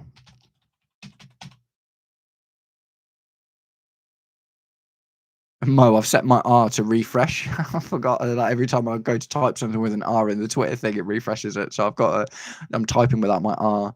George needs minutes, it's best for him now. Zul, completely agree, man. 100% completely agree. I just think it's the best thing for him. I genuinely think it's the best thing for him. Florian Plettenberg, 14 hours ago. No. 1 minute ago. Ali Barat, Nicholas Jackson's agent, told me exclusively for Sky. Yes, it is true, as Sky reported. The deal was off yesterday evening. Since today, the clubs are negotiating again. We hope for a solution because Nicholas Jackson is ready for FC Bayern. We are, drum roll, fighting until the end for this deal. Yeah, man. I mean, look, it's a difficult one, isn't it? Because Jackson would be a better option to have back in the team than Mark Yu at the end of the day. He's more likely to be an able deputy and push. But at the end of the day, if Mark Yu's come in exclusively to cover for Liam Delap's absence, then it makes more sense in that respect. Do you know what I mean? And at the end of the day, 70 mil for Jackson, man. 70 mil for Jackson is amazing. We bought him for 35 2 years ago. So his value will have sort of decreased since then. His book value will have decreased since then. So we've made more than double of his book value in this deal. If that goes through, that is wicked. And you know what? It'll be even less than that because by the end of next year, that'll be 3 years. Do you know what I mean? That'll be 3 years by the end of this season. So we'll have made literally like more than double of his book value. That's a great deal, man. Great deal. The league is really competitive for teams to be playing consistently in the first team, 100%.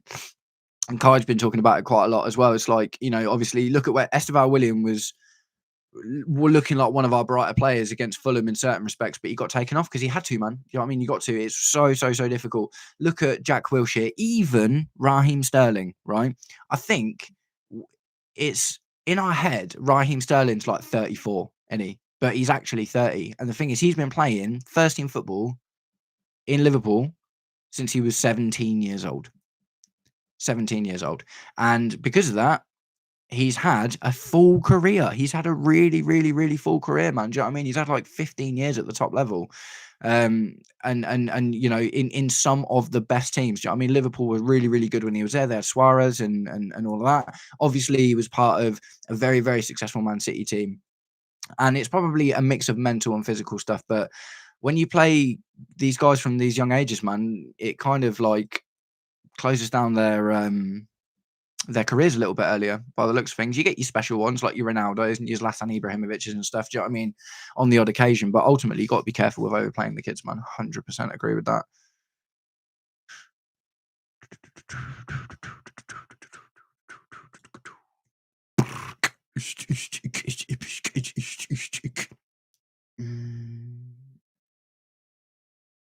Yeah, that's true. Rashford not looking cooked, but he looks like his best days are behind him already, doesn't he? And he scored like 30 goals in a season once. You know what I mean? He was literally one of the top players in the world at one point, and he's 27 now, 27, 28. Should be in his prime. George already doing his medical. Nice one, Omar. Let's go back to Fab, see what Fab's got to say.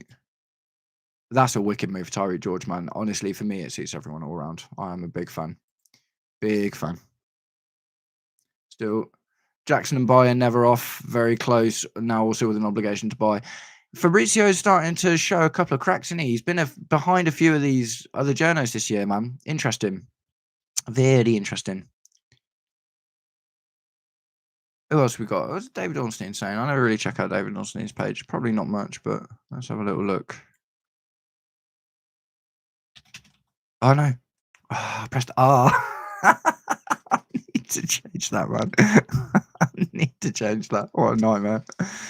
Bloody hell, Ron. Bloody hell. Oh, it's raining. I'm in the top room and I've got a skylight. So it's like...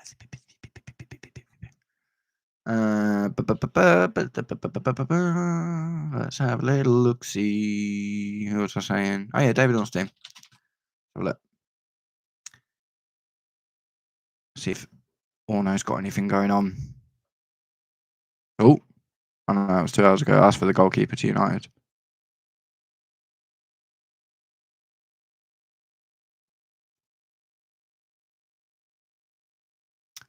Yeah, Fulham strike agreement with Chelsea signed Tyreek George. Deal for 19-year-old worth 22 million package plus sell-on clause. Personal terms in place on a 5-year contract. Permission given. Cool. Yeah, an hour ago. Kyle Moane. Yeah, okay. Fab's definitely the guy for the streams, isn't he? Because he's more likely to have something out. Let's check out that. Oh, PYS. Let's see what PYS is up to. Actually, we've been checking him out quite a lot recently.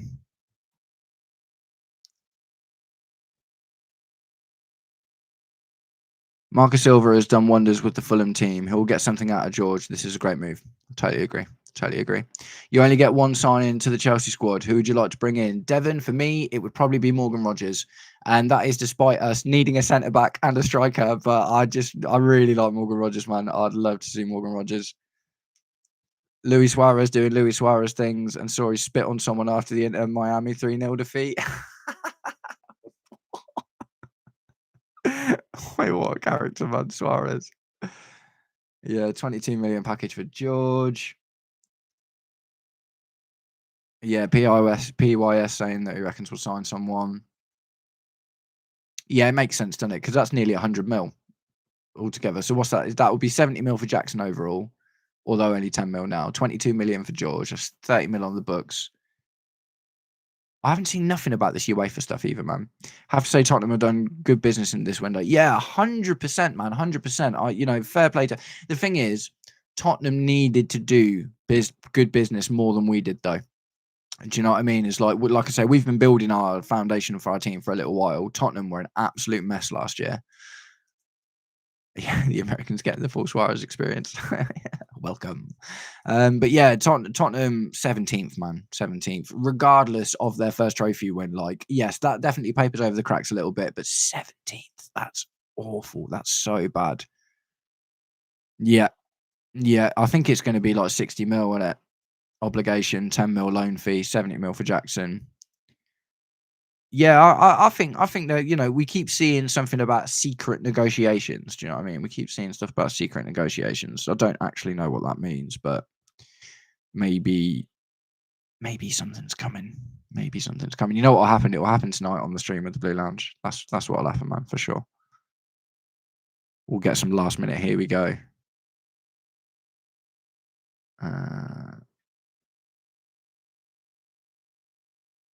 Yeah, so Barcelona have blocked the Fermin Lopez bid, apparently. So that's not happening. Maybe the secret Oh, I'm seeing something here. It's the Chelsea Chronicle, so it's not top tier or whatever, but it says Chelsea and Bayern reignite top secret talks over Nicholas Jackson amid transfer chaos. So I don't know if the secret talks is the not so secret deal that's going to happen between Bayern. Have they got any players that we want? Is there any players at Bayern that we'd be interested in? Not a swap deal. Do you know what I mean?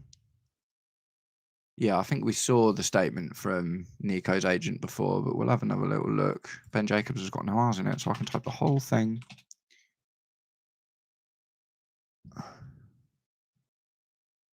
He's a very smart gentleman, isn't he? He looks a little bit like Stephen Merchant in that picture.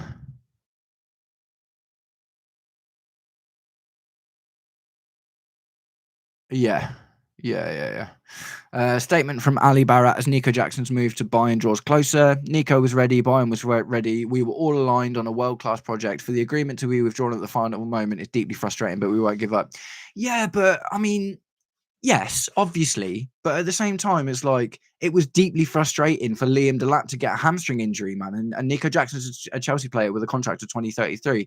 Suck it. I do not like this guy's agent, man. He whines a lot. And it's like, mate, it's a businessman. You can't be appealing to people's moral nature to try and force this deal with Bayern through. Do you know what I mean? It's silly, man. Absolutely silly. He's just a bit of a whiny so-and-so, isn't he?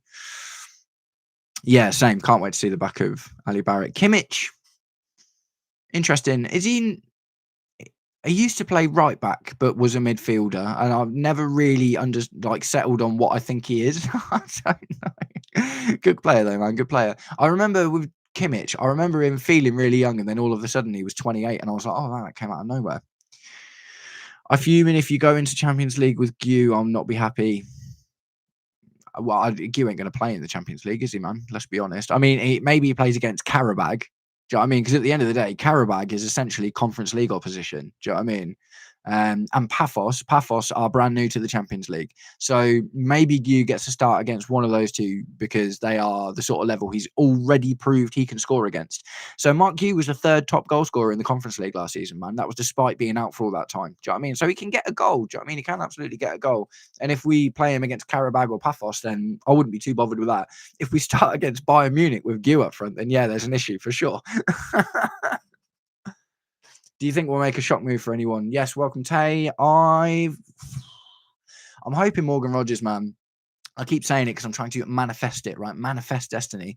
Trying to get Chelsea to hear me. Maybe they're watching my stream and I'm just like, just go and get Morgan Rogers, man. Just go and get Morgan Rogers. But at the end of the day, he's not actually necessarily one of the players we need, is he? Because we've got Buonanotte, who can play in centre of attack, obviously, and right wing. And then you've got Esteban Willian, who can also play centre of attack and right wing. So do you know what I mean? We are sort of stocked in that in those areas. I guess the most important thing really is a defender still, truth be told. A centre back would probably still be the best thing. The news has all gone a bit quiet on Levi Colwell, hasn't it? I've noticed. Not Levi Colwell, sorry, Mark Gurhey. It's been a while since we've heard anything about Mr. Gurhey. I can't wait to see the back of Ali Bright. Yeah, no, I've read that before. Totally agree. Totally agree.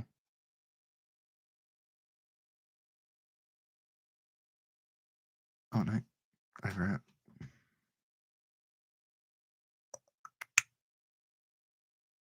Jackson and Bayern never off. Do a very close obligation to buy. Things have started to slow down a little bit, man. Just in like the last half an hour or something, everything was coming through thick and fast, and now it's chilled out a little bit. We sold George and loaning Jackson. Surely we're going to bring something in. Nah, mate. Welbeck's the 11th hour signing, man. I'm saying if we haven't got anyone else, it's Danny Welbeck. It's Danny Welbeck and Andre Onana, and who's a terrible centre back that we absolutely don't want.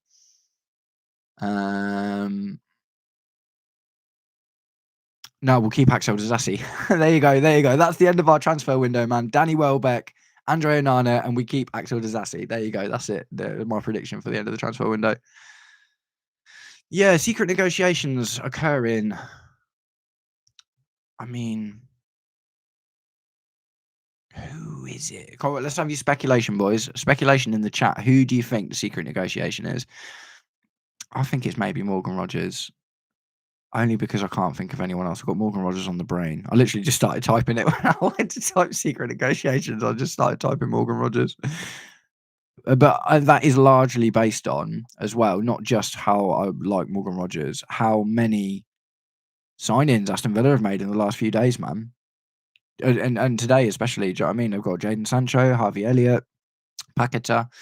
Apparently might be off, not sure about that.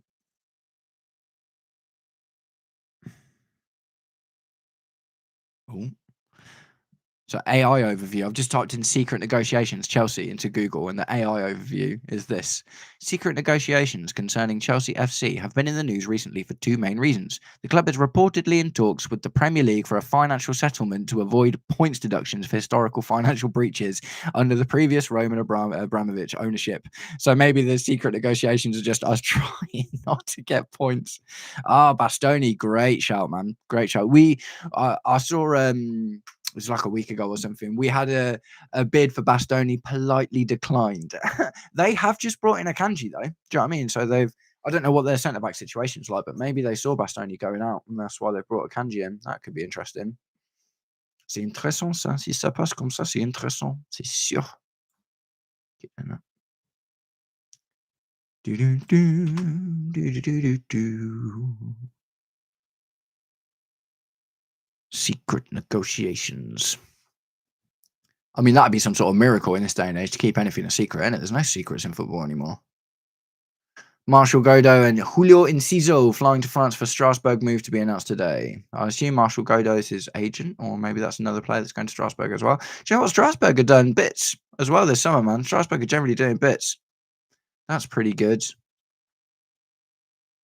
That's pretty good.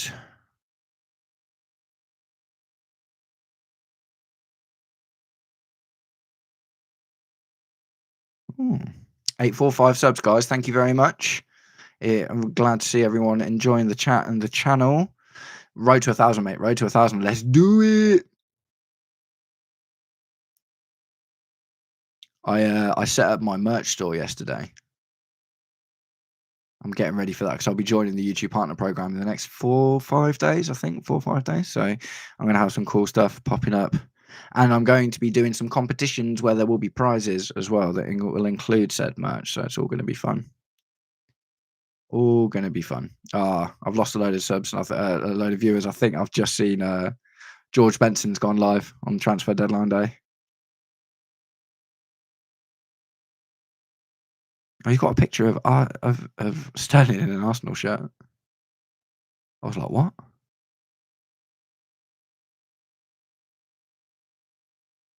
Yeah, there's not much going on. We seem to have just quieted down a little bit. Guys, if you haven't liked the stream yet, give it a little click-a-rooney because that will get more people in, man. Let's get the banter flowing. Loving talking to all you boys. Absolutely loving it. Having a great time.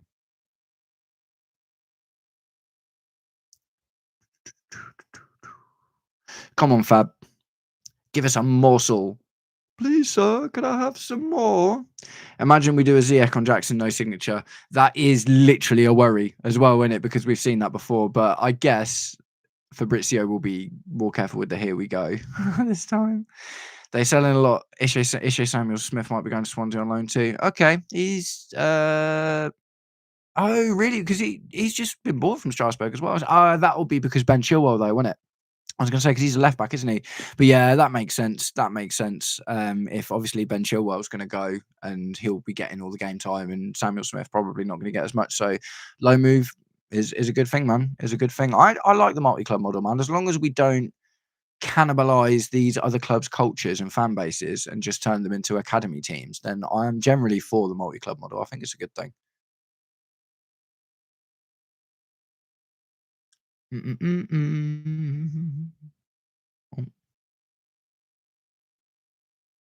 Right, gents, I'll be back in literally 2 minutes. I'm just going to go and get a drink. Courtney, stop everyone from leaving.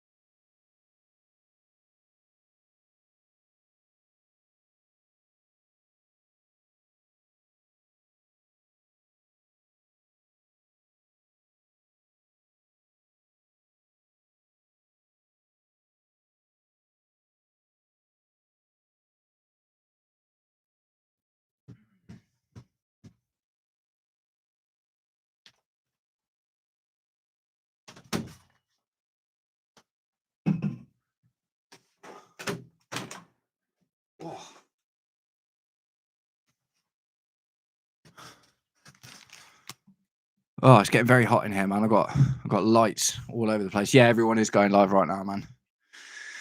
Maybe that's my. I mean, I've still got some guys in there. We're still having a little chat, aren't we? I'll stick around until it dies.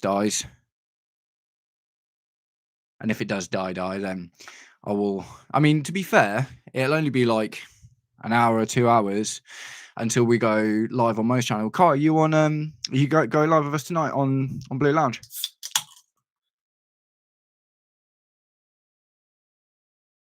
My little green screeny drink. Invisible calories. That's how I justify it to myself. If you can't see them on camera, the calories aren't real. Right. Refresh.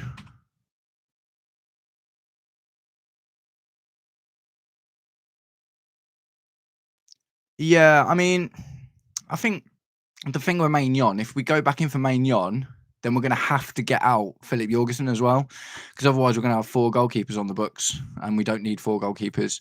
So, I would 100% be there for a centre back because I think we need a bit of support in that middle position. Although Josh Achiampong has done a good job, Uncle Tosin, the granddad, do you know what I mean? The granddad of the team. We can't play him all the time. So yeah, I would like to see another centre back come in to help support that Levi Colwill role, but I don't even know if Mark Gurley's good for that, man. I don't even know. Let's have a little scour through everyone, shall we? See what Ben Jacobs is saying. Monsieur Jacob. That's Ben Shapiro. That's Ben Jacobs. I don't want to see what Ben Shapiro is saying. I don't think he's going to have anything particularly enlightening to talk about in terms of the Chelsea stuff, is he? 1 minute. Lindelof. Facundo Benote has joined from Brighton on a season-long loan, no buy option. So Buonanotte is in, gentlemen. He is in. That is according to Ben Jacobs official. See what the comments are saying, shall we? Let's have a little look at the comments. See if there's lots of displeased Chelsea fans being like, why are we buying him for? Nope. That's random. Good signing, in my opinion, from the Blue Pulse. Another unknown player going to an unknown club. Lovely little troll there. This Grok thing's weird on X now, isn't it? Yeah. Yeah, buonanotte. Brighton has become your academy. Here we go. Good one. Yeah, not really. Has to be one of the most random loans for a while. Yeah, I don't actually disagree with that. I was saying on the stream yesterday, it reminds me of the Dennis Zakaria loan and like the Sao Niguez loan. Do you know what I mean? Every now and again, we just do these random loan deals and get players in on loan, and it feels like one of them. I don't think he's going to get a huge amount of game time. There's no deal or obligation or anything. Do you know what I mean? And obviously, Brighton can do without him because he was on loan at Leicester last season as well, wasn't he? So I just don't think it's much going to change, to be honest. Remember, we signed Palmer out of the blue 2 years ago on this day. That's true. Get the option to buy him if he does well. Yeah, I mean, we'll probably get first dibs, won't we?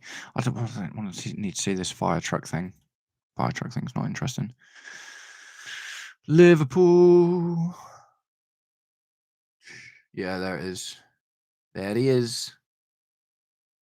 I mean, I just don't think he's going to play, man. I just, I mean, mate, I would love to be surprised. Do you know what I mean? 100%. I would love to be surprised and or wrong about that, just in case he comes in and is absolutely amazing. And we've got Cole Palmer 2.0 out of absolutely nowhere on loan. That would be cool.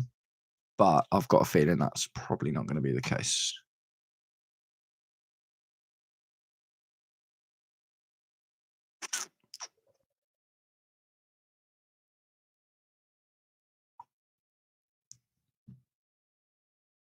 Yeah, Fab's just tweeted it as well. This is a bit too much for me, boys. I'm not sure if you can see my mouse hovering around it actually, but the Club World Cup badge, I like it, but it's too big. It's well too big, man. Well too big. We were getting on, yeah. I do like the new kit. The third kit's beautiful. Second kit's really nice, man. The white one with the green, with the sage green shorts now. That's really cool. And I like the blue kit, but not digging the Club World Cup badge. Bit too much for me. Right. Things are definitely slowing down, aren't they? But it's the calm before the storm, isn't it? There's probably like everyone's just like the transfer window's on its lunch break. Do you know what I mean? Everyone's just like, right, that's it from 2:30 till 3:30 or whatever. Sit down, have a coffee, and then we'll all pick it back up later. This must be such a hectic day to work in football, man. Like I'm only seeing it from a commentator's perspective. I've only been doing YouTube for 3 months. Do you know what I mean? Even imagine being an agent or a player or a manager or something on like today. Oh, mate, tell you, nightmare. Right, got a couple. Omar, Van Dijk wants Gomez to stay, which then tells me he won't move. Hijacked by CSC. I really hope so. I'd love to see that. Absolutely love to see that. Spending so far Premier League 3.1 billion. Serie A, that's quite impressive for Serie A. 1.1 billion. They're normally a little bit further behind. La Liga is falling off, man, isn't it? La Liga is definitely falling off in terms of spend. Spain has definitely got their own financial issues, though, haven't they? I find that interesting that Italy are second, though. 3.1 billion. That's a lot. It's a lot of dinars, man. It's a lot of dinars. Tay Emiliano Martinez is available. I don't know why we don't go in for him. Yeah, not a terrible shout, to be honest. Oh, I'm shouting at their dog outside. On the plane right now, amigo. Ah, yes, Lewis. Good lad. Another good Chelsea YouTuber out there, guy. FFB. Go and check him out. Yeah, yeah, sweet. Good to see you too, amigo. Nice one, nice one. Um, don't we have a sell-on clause for Gertie? Um, I don't know. I'll have a little look. See if we can find out.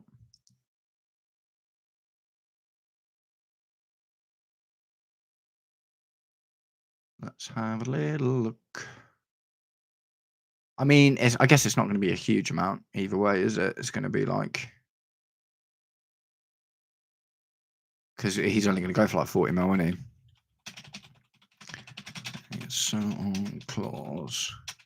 Mark Gurley's Crystal Palace contract. Sorry about the mad refreshing because I need to change that. Man. I've set it to R. I was like, oh, for refresh. Chelsea do have a sell-on clause in Mark Gurley's Crystal Palace contract. When they sold him to Palace in 2021 for around 18 million, they smartly included a 20% sell-on clause. This means if Palace sell Gurley to another club, say Liverpool, Chelsea would receive 20% of the total profit from that transfer. So what's that? So we'll get 4 mil if he goes. No, sorry, 8 mil. We'll get 8 mil if he goes for 40 mil. Chelsea will bank 8 of the 40 million if we do that. So that would be cool. And I guess what that takes our today's profit up to like 40 mil if you include the 10 from Jackson. I'm not sure how it works, but I don't know if there'd be like an arguable point from Blue Coat's point of view. If we do sell like loan Jackson for the 10 mil plus the what do you call it? The obligation to buy, call it 60 mil, for instance. If we then went in for someone, would there not be like an arguable point to be like, we striker and centre back injured, and we know this money is coming in because there's an obligation to buy, so the money is basically on the books, just not in on the books yet. So maybe we could, I don't know if that's a thing you can use. Blueco ain't selling up, mate. No chance. Absolutely no chance. I mean, and who too? Do you know what I mean? It's like, this is one thing, Daniel. Like, I get where you're coming from, man. I appreciate it because, like, you said a couple of times you're not super happy about how the club's being run. I don't think anyone is absolutely buzzing about where we are at the moment. But at the same time, who do you sell to? Like, bearing in mind we've had a round of investors that came in recently. Ricketts, you absolutely don't want them. I promise you, they'd be a lot worse than Blueco. Saudi Public Investment Fund, Qatari ownership. More, another American conglomerate, which is essentially what the other choice would be. So let me know, Daniel. And the thing is, genuinely, man, if you think, oh, you've got a wicked idea, it'd be great if these guys bought the club and it was reasonable. I'd love to talk about it, man. Absolutely. I agree with you that it would be lovely to have an ownership that came in and was really pro Chelsea. Do you know what I mean? And was like, oh, I love the club, and I've been a fan since I was a kid and whatever. And a bit like, I know Roman wasn't a Chelsea fan, but he was at least a proper football fan. Do you know what I mean? But I think Qatar or Saudi, nah, man. I'd much rather have the Americans than Qatar or Saudi. They don't you kind of, you came in before and you said, I want who comes in to care about them. I guarantee to you, look at what's happened to Newcastle, man, with the Saudi PIF, the Saudi Public Investment Fund. Newcastle are the richest club in the Premier League by a country mile. By a country mile, Saudi are the absolute. But no, man. I personally, for me personally, I'd much rather stick around with the with Blueco than go for either a Qatari or Saudi ownership. Will sponsorship deal be announced after the window? I'm waiting before buying the third kit. I've got a feeling that this might just be our thing now. Having no sponsor, and then occasionally we'll get like a last minute sponsor or something, kind of like we did with Damac. The thing is, for us to get a sponsor, it's going to have to be a mega deal. Up until now, I think the most expensive sponsorship deal that's ever been was Man United sponsorship deal with Chevrolet. That was like 60 mil a year. You think about that, it's not actually that much, that, man, in the grand scheme of things. Do you know what I mean? If it's like 100 mil a year plus or something, then maybe we'll start talking. I don't think it's a case of can't get a sponsorship, Daniel. I think it's a case of they're choosing not to. I think that we could have easily had a sponsorship. There's always going to be people that want to sponsor Chelsea, but if we get a sponsorship, Blueco are going to want it to be the best sponsorship deal that there's ever been by far. Yeah, Buonanotte official. We saw that on Fabrizio Romano. Looks good in the kit. Don't love the gold badge. But yeah, I don't think it's a case of we can't get a sponsorship, man. I think we could have ended up with a lower level 20-30 mil a season because we weren't in the Champions League or whatever. But I think that they are deliberately choosing not to. And personally, I think if you look at the design of the third kit, that looks to be designed without a sponsor in mind, almost. Do you know what I mean? Because it looks so complete and finished as is now. And also, they might be selling more kits because they haven't got a sponsor on. Do you know what I mean? Jordan is one that I think we might see because we've talked about that before, haven't they? And PSG do that. And what that does is turn your kit into a fashion brand, which is really smart because then obviously you get all of the money from the sponsorship itself, but then you get a lot of non-fans buying your kit because they're fashion. Like, think about the amount of people that have got PSG kits that aren't PSG fans. They do it because it's Jordan and it's a fashion statement. Do you know what I mean? So they're probably looking to emulate something like that. It's smart. And yeah, Kai's a good shout as well, man. It's multi-club model is across a lot of the big clubs, just not in the media as much as Chelsea. Mate, look at Crystal Palace. Crystal Palace are part of a multi-club model. Man City have obviously got the multi-club model. There is a lot more of this multi-club model thing going on than we see. Chelsea are just using it very differently, essentially, and are obviously looking to go out with it more. So again, multi-club models is just part of the future, man. It's business investing in business. It's just happening more and more. Yeah, no, I know that Nike's the manufacturer deal, but the Air Jordan thing or the Jordan thing, that's what PSG did, wasn't it? PSG had that um them as like the thing for a while. Or it was like one of their third kits or something. Do you know what I mean? It wasn't even all of their kits, but it was like a fashion statement sort of thing. See if I can find it.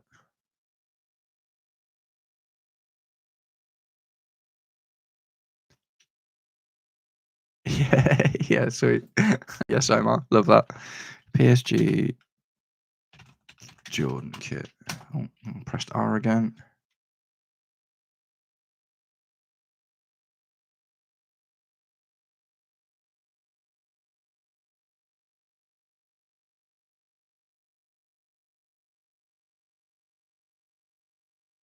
It's just coming up with all PSG's new kits, to be fair. I'm sure there was one a little while ago, though. There was just like a.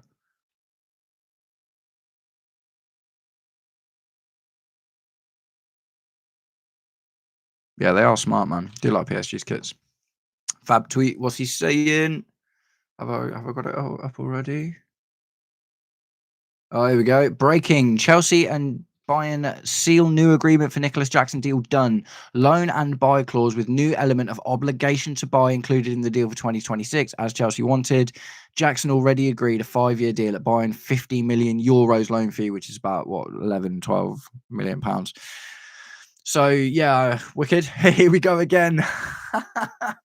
Fair play, like, respect to Fab for that. I've never seen that before. Well, that's funny. That's funny. But obviously we haven't seen the obligation amount, have we? We haven't seen the obligation amount yet, so that's interesting. I would have thought it's going to be 60 mil, something like that. Yeah, exactly. The obligation fee. I'm wondering what that is. See if Ben Jacobs maybe. Ben Jacobs loves taking little jabs at Fabrizio at the moment, doesn't he? Ho ho ho, Ben Jacobs. Mark Gay's 35 million move from Liverpool to Crystal Palace is understood to be imminent. Okay, so no hijack for Gurhey, according to Ben Jacobs of 1 minute ago. Gurhey, 35 million pounds, man. Mate, that's worth 40, isn't it? That's worth 40. Go and get him, man. Go and get him. But it looks like that's not going to happen. Yeah, nothing from Ben Jacobs on the Nicholas Jackson deal. Let's go back to Fab. Fabrizio Romano.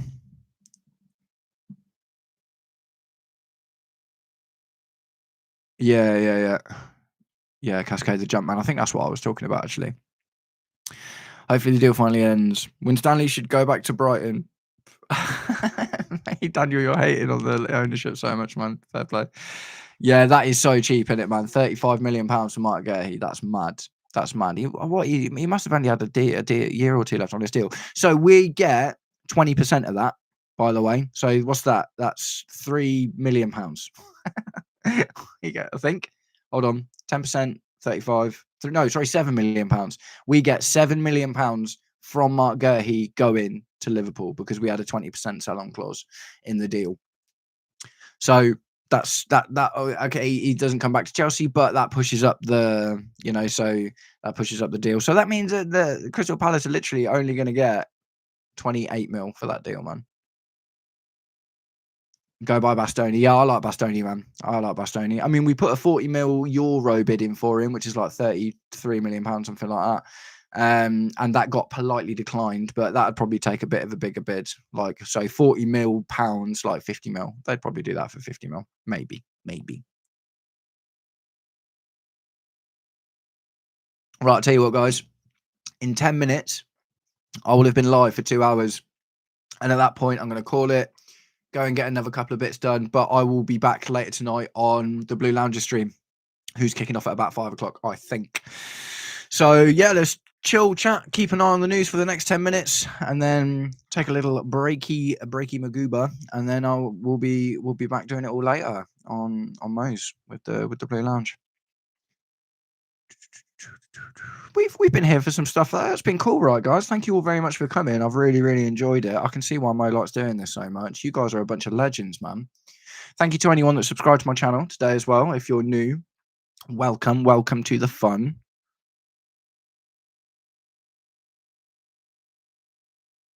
Yeah. 3 hours left. Yeah, a little bit more than that. 7 o'clock, isn't it? So 3.5 hours, and then 1 hour left to do paperwork. So and sometimes the deals get announced after, don't they? Even if the deal has gone through, sometimes they don't announce it until the paperwork's gone through. Or maybe that's probably going to change now because Fabrizio Romano's got a hand in everyone's pocket about all this kind of thing. But let's just give him one. Last a little refresherino.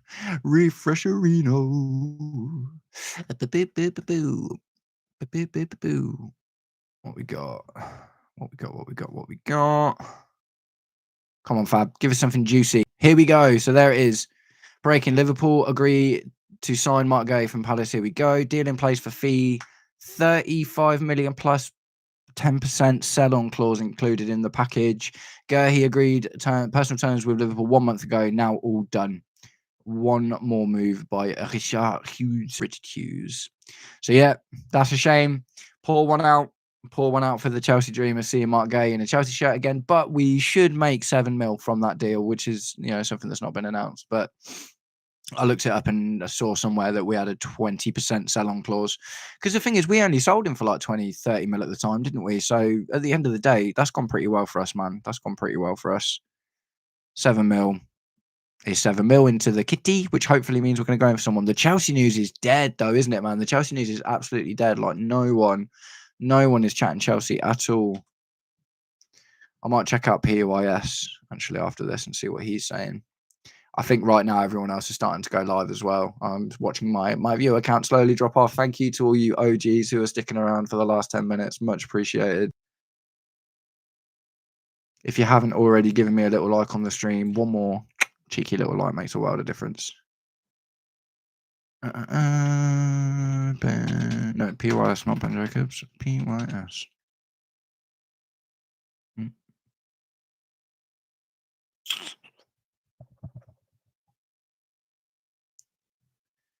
What you got for his PYS? 5 minutes ago, 50. No, that's the same as before. Buonanotte.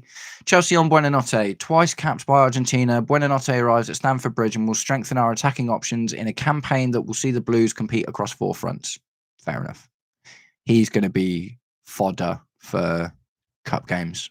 And maybe he gets a sub against like Karabag or Paphos or in the Champions League or something. I'm very happy to join Chelsea. It's a great opportunity and I'm looking to add as much to the squad as possible, help the team and help the staff. Oh, that's nice, isn't it? That's nice. Yeah, mate. Deadline day madness indeed, Courtney. You know it, my friend. You know it. Mark Gue was sent to Sunderland for regular game time so he could develop. Gue was Sunderland's 3rd choice striker and has now been brought back in an emergency, and he's going to play a huge part in the season now, with the club deciding not to pursue another option. Oh, with Delap out for a while. I don't see how this is fair on the player and manager with such a high expectation for results. Will Maresca even play him? I could see him going with false nines. Interesting. So Mark Yu was Sunderland's third choice keeper. Striker, sorry. And now he's come back to be our third choice striker. So I guess he's probably going to get the same amount of opportunities because we're going to have more games. If anything, he might even get more opportunities because we've got more games. And obviously, Liam Delap's going to be out for a little while, isn't he? So, and the thing is, maybe Mark Hugh goes back out on loan or gets sold in January. Do you know what I mean? And we revisit it then. So, I don't think it's a terrible idea, to be honest. I think he'll get game time a little bit. Do you know what I mean? Maybe not as much as Liam Delap will have done. Yeah, deadline day sadness for Chelsea, man. Yeah. It was like this last time as well, though, wasn't it? Like I remember George Benson was streaming all day, thinking that the Victor Osimhen stuff was going to happen, and it didn't end up happening. And I don't even think we signed anyone. Do you know what I mean? We're all just waiting for that bomb, aren't we? We all just want that bomber, that one last minute thing. The views are dropping off. Nice one to the OGs. 16.5 mil loan fee for Jackson, so means less obligation option. Yeah, probably not a lot less though. It'll even out either way, I would have thought, wouldn't it? It's probably one of them where it's easier for them. They can probably afford to pay a little bit more now and less later. So I don't think it will change the amount we'll get overall. Fab.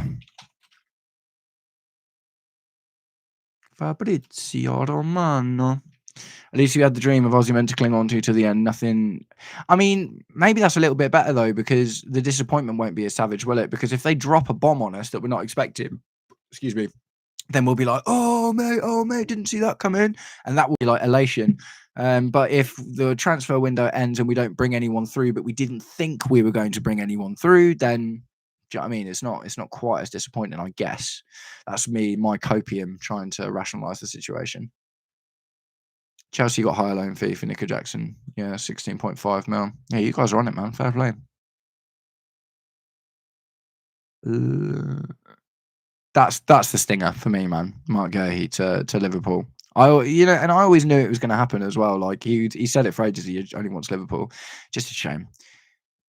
Liverpool have spent. It's about 400. No, mate. How much have Liverpool spent now, man? Is it not like over 400 mil? Is that not like more than we've ever spent in one window ever? Yeah, I would have thought. Well, I mean, the thing is, yeah, the obligation is probably not going to be quite as high. 500 mil plus, is it? Is it? So what was it like off the top of my head? Kirkes, that was like 110 mil. Not Kirkes, sorry. Viets. Viets was 110 mil. Kirkes was like 30. I think Jeremy Frimpong was like 50. Alexander Isaac, 120. Gurhey. That's half a bit, mate. Mate, if anyone ever has a go at Chelsea for spending again, no, just. I mean, I bet you Gary Neville ain't going to have no fancy little alliteratory saying for them being bottle jobs, is he? When they've spent 500 mil and they're not winning anything. It's hard being a Chelsea fan, isn't it, boys? Let's just be together for that moment. It's just hard being a Chelsea fan. 500 mil. Ekitike, yeah. Ekitike, how much was he? That was like 80 mil, wasn't it? Have a look, Matt Law.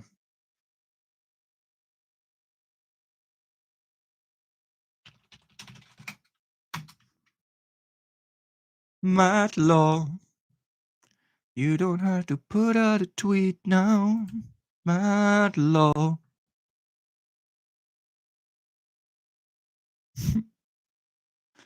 Chelsea have agreed a new deal with Bayern Munich for Nicholas Jackson, a loan fee of 14.2 mil with the obligation to buy for a further 50. Yeah, okay, so 70 mil, man. 70.5 mil.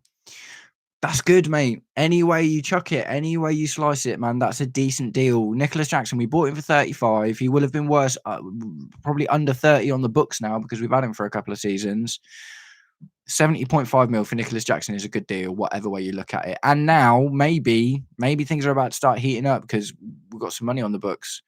Kirkes, Gurhey, Frimpong, that's like 150, 250. Ekitike. Yeah, man. 90 to is it 90 to 100? Is that much for Ekitike? I thought it was like 80. God, that's crazy. That is mad that they paid that much for Ekitike and they went out for Isaac, man. They won it, didn't they? They are literally going for it. It's a lot of pressure though, man. It's a lot of pressure. Yeah, yeah, and it Omar. Yes. Yes, Omar. Yes, Kai. I love that, man. Omar, you've been on it, man. I love having you on the streams, bro. You're a legend. You are all over it. You're all over it. I'm still getting used to my little setup, but you are right there telling me what to look at. So I appreciate you, man. I appreciate you. 82 mil. Is that for Ekatiko? Yeah. That's a madness. Mate, that 10 minutes went so quickly. Oh, we've got like 2 minutes left. I don't have to go. If anyone wants to stick around, maybe I'll stick around for a little while longer. Because it does that. It feels like things are going to start happening now, doesn't it? Doesn't it? Maybe I could. No, do you know what? I'll give it till 4 o'clock. If you guys let me know in the comments, guys. If you, I might stick around till 4 o'clock, and then I think I'll be getting on with the Blue Lounge at 5. If you're up for sticking around until 4 o'clock, let me know in the comments, and we'll just stick around and have a chat about it, man.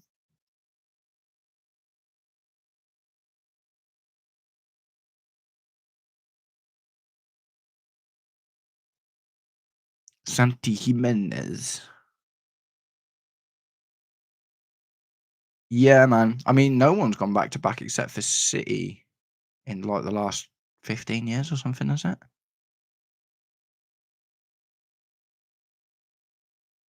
Fab, fab, fab, fab, fab, fab, Fabrizio Romano, Fabrizio Romano. He talks about the football. Is that the big one now? No, no. He's still saying Don. He's still got Donnarumma as the pinned thing, man. I'm surprised it's not still Isaac, to be honest. That's like the big news, isn't it?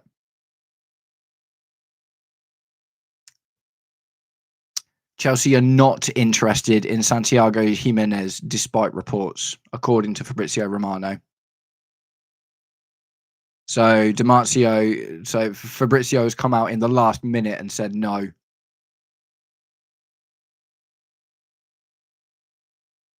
Where's he from?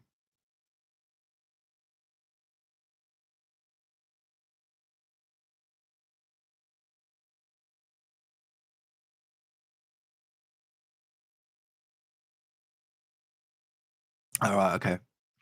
Pia Wire says interest in Santi. Fab says no interest from Chelsea. Yeah.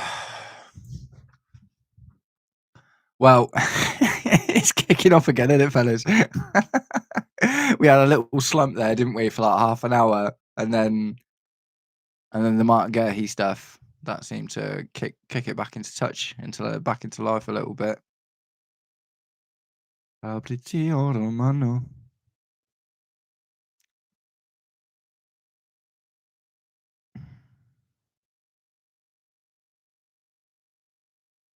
$35 million for Guehi. That's crazy, man. That's an absolute madness. Mate, look, all these centre backs that are just going for like well cheap as well. Like Guehi for 35 mil, Akanji for 15 mil. Like, what are we doing? We've still got Axel Disasi on the books. Why is no one talking about Axel Disasi? Who was it that was in for him yesterday? Mate. I mean, are they now going to look at that and be like, oh yeah, well we've got a centre back crisis, so maybe Axel Disasi sticks around? I hope not, man. I hope not. I don't mind Badiashile, but Disasi's a bit of an accident waiting to happen, isn't he?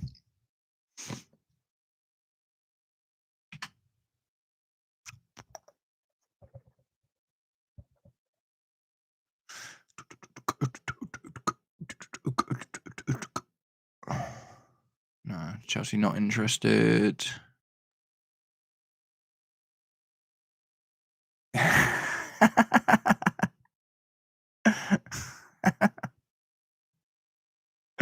Accidentally, well, I couldn't manifest the Morgan Rogers deal, so I don't think we've got to worry about me manifesting Disasi sticking around. If it's going to happen, I'm not taking the fall. It's not my fault. You can't do that to me, man. It's not fair. So Ben Jacobs.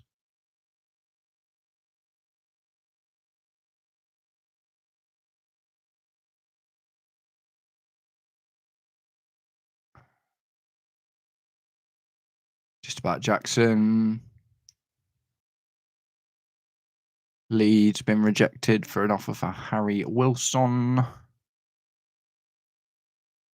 Gahi. Marseille for Matt Riley. No. See what PYS is saying. I like POIS because not only does he report on the news, he also gives his Chelsea-based opinion on it. I like that, man. There's a little bit more to get into, even if it's just speculation, man. It's just fun to talk about stuff, isn't it? What you saying? PYS? Pies? Jackson deal. 70.5 mil. Chelsea not interested in Jimenez. No. Jackson loan. Buonanotte. No, we got back here before. That was interesting what he said about the Sunderland thing. Tariq George. No. No, nothing new from PYS.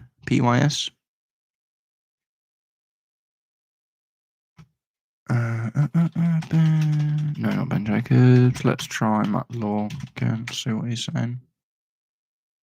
We love a Matt. Good strong name, Matt. Matthew.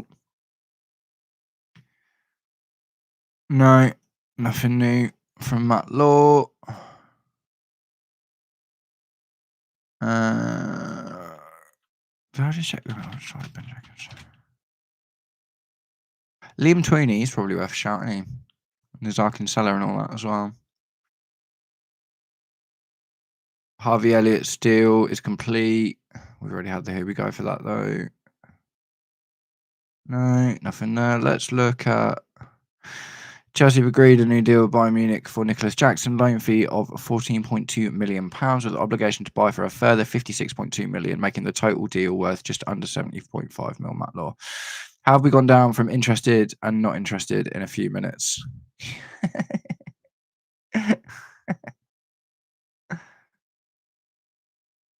Only 3 people left, 5 people left. Let's have a look. Nizar Kinsella. Oh no, he's got an R in his name. Yeah, I'm tired of the Jackson News, man. It's done, isn't it? It's done. Like, we don't need these million little updates about every I and T that gets dotted and T that gets crossed. Do you know what I mean? It's like, mate, is Arkansas. What you saying, Nazar?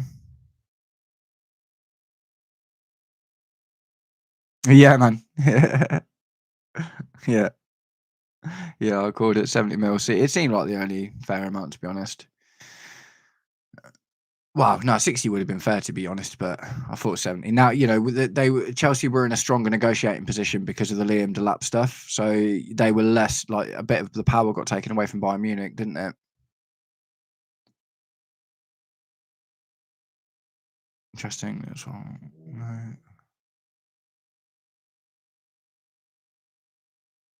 Just about Tariq George, Buonanotte. Strasbourg et Auxerre sont proches d'un accord pour Sekou.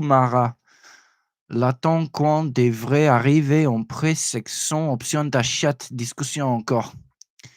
C'est intéressant, ça. So, yeah, it's just about Sakuramara going to Strasbourg. Auxerre, not sure who Auxerre is. Okay.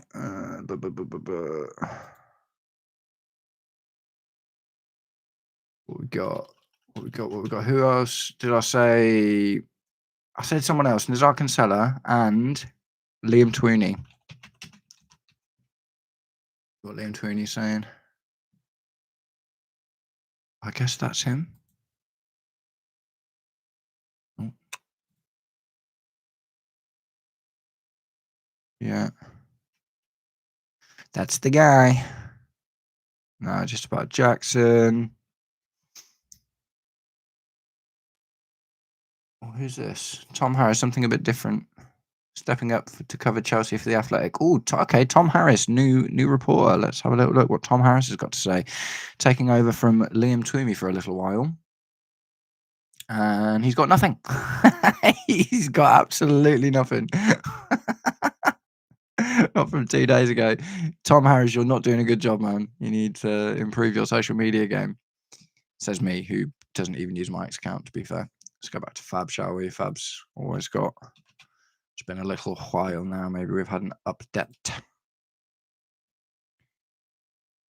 I reckon it will be games played, probably, to trigger the obligation. That's, you know, it will probably be a reasonable. It'll probably be like 20 games or something. Do you know what I mean? Something that he'll almost definitely get.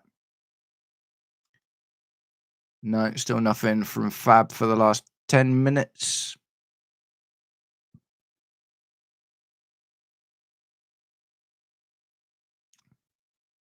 Shout out to the invisible calories. Hmm.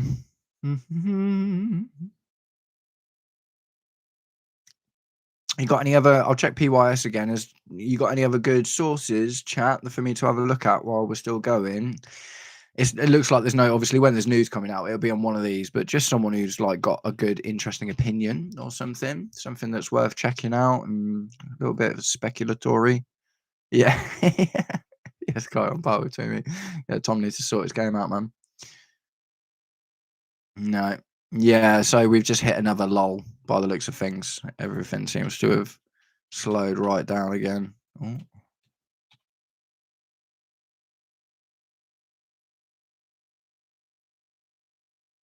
I can't work like this. Right, Fab. Yeah, still Santiago Jimenez. Here we go again for Jackson. That's an old picture of Jackson, man. That's a really old picture of Jackson. When he had the locks.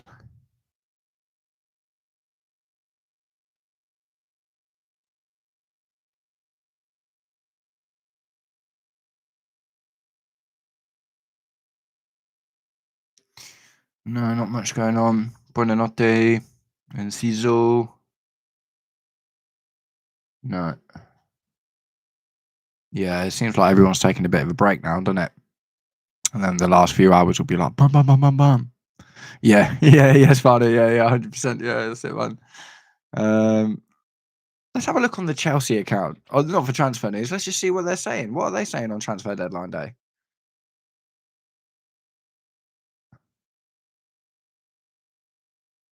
I think Omega is an easy deal, but the problem is I don't think you can just cannibalize Strasbourg because then who would they have? Do you know what I mean? Like it might be good for us, but Strasbourg isn't just another club; it's part of our multi-club model, and that would really annoy the fans, man. So I think the best thing for him as well is just to stay out there and get minutes. Do you know what I mean? So yeah, Chelsea tweeted about Buonanotte. Cole Palmer signed for Chelsea on this day in 2023. Oh man, as if that was 2 years ago now. It's mad, isn't it? Oh, Alex Matos has gone to Sheffield.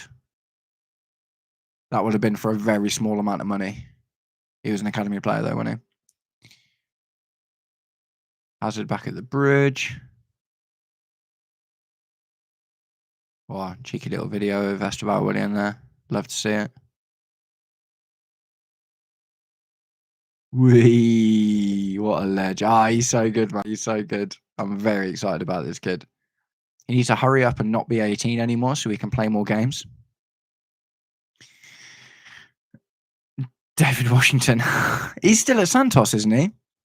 It's some like mad 2-year loan or something, wasn't it? Oh, do you mean no, hold on. No, it's Jonathan I was thinking of. Sorry. Yeah, David Washington's the Brazilian lad, isn't he? Who we nearly sent to Strasbourg and then it collapsed and then we sent him to Santos. Don't know how he's doing. Je sais pas s'il est bien ou pas.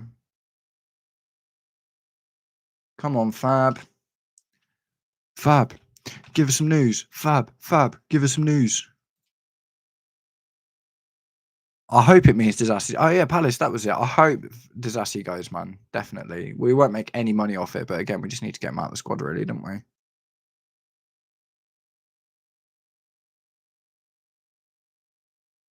Still not seeing anything about it though. Ben Jacobs.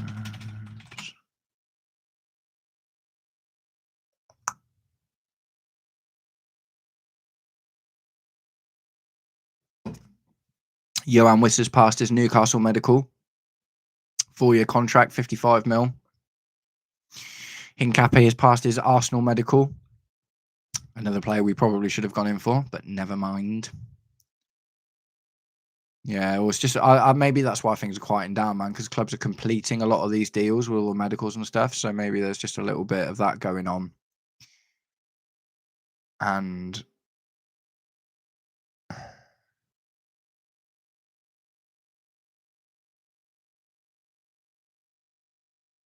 cool. I've also update from Mo. We will be going live at 5 p.m. on the Blue Lounge. That's absolutely sure. Kai, are you going to be there?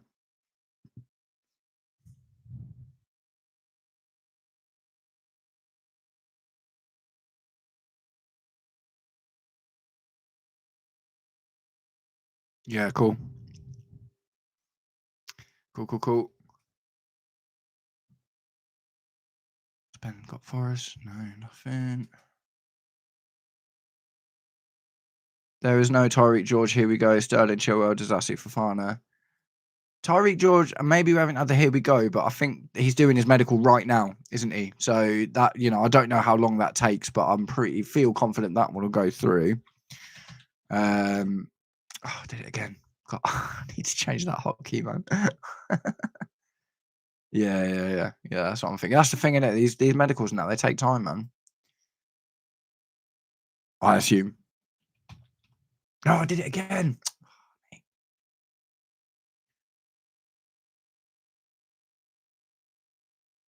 Just fab.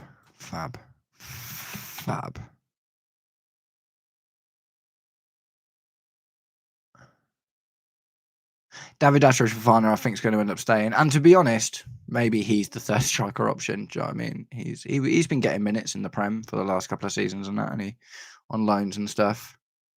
Oh no, mate, Fab's been super quiet, man.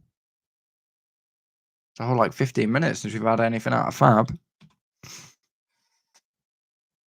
Disasi, yeah, maybe that one would be a bit of a shame. Sterling seems to be negotiating with Fulham. Ben Chilwell is probably on his way to Strasbourg to do his medical. What does he even know? He could do his medical at Chelsea, couldn't he? Because it's a multi-club thing. So they'd 100% trust our medical guys to do that.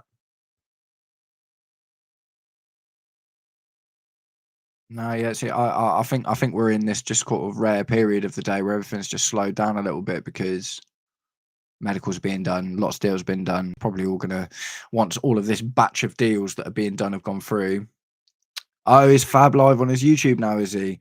Ah, well, there you go then. In that case, do you know what then, guys? I'm probably just going to call it there, and I'll be back on with the Blue Lounge later. Yeah. Yeah, CJ Ramsden. Mate, you've just got in as well. You've just got in. CJ, I am going to be coming off of this stream now, but in an hour and 15 minutes, I'll be going live on the Blue Lounge with Mo, and we'll be joined later by Kai from Behind the Dugouts, big up, and probably Nizion and maybe Worldwide Chelsea as well. So nice one, guys. See you later, Varna. Nice one. Thank you very much. Thank you very much for everyone that's sticking around. Thanks to you if you liked the stream. Just nice one for sticking around and having a good time, man. I will catch up with you all in a little bit. Peace.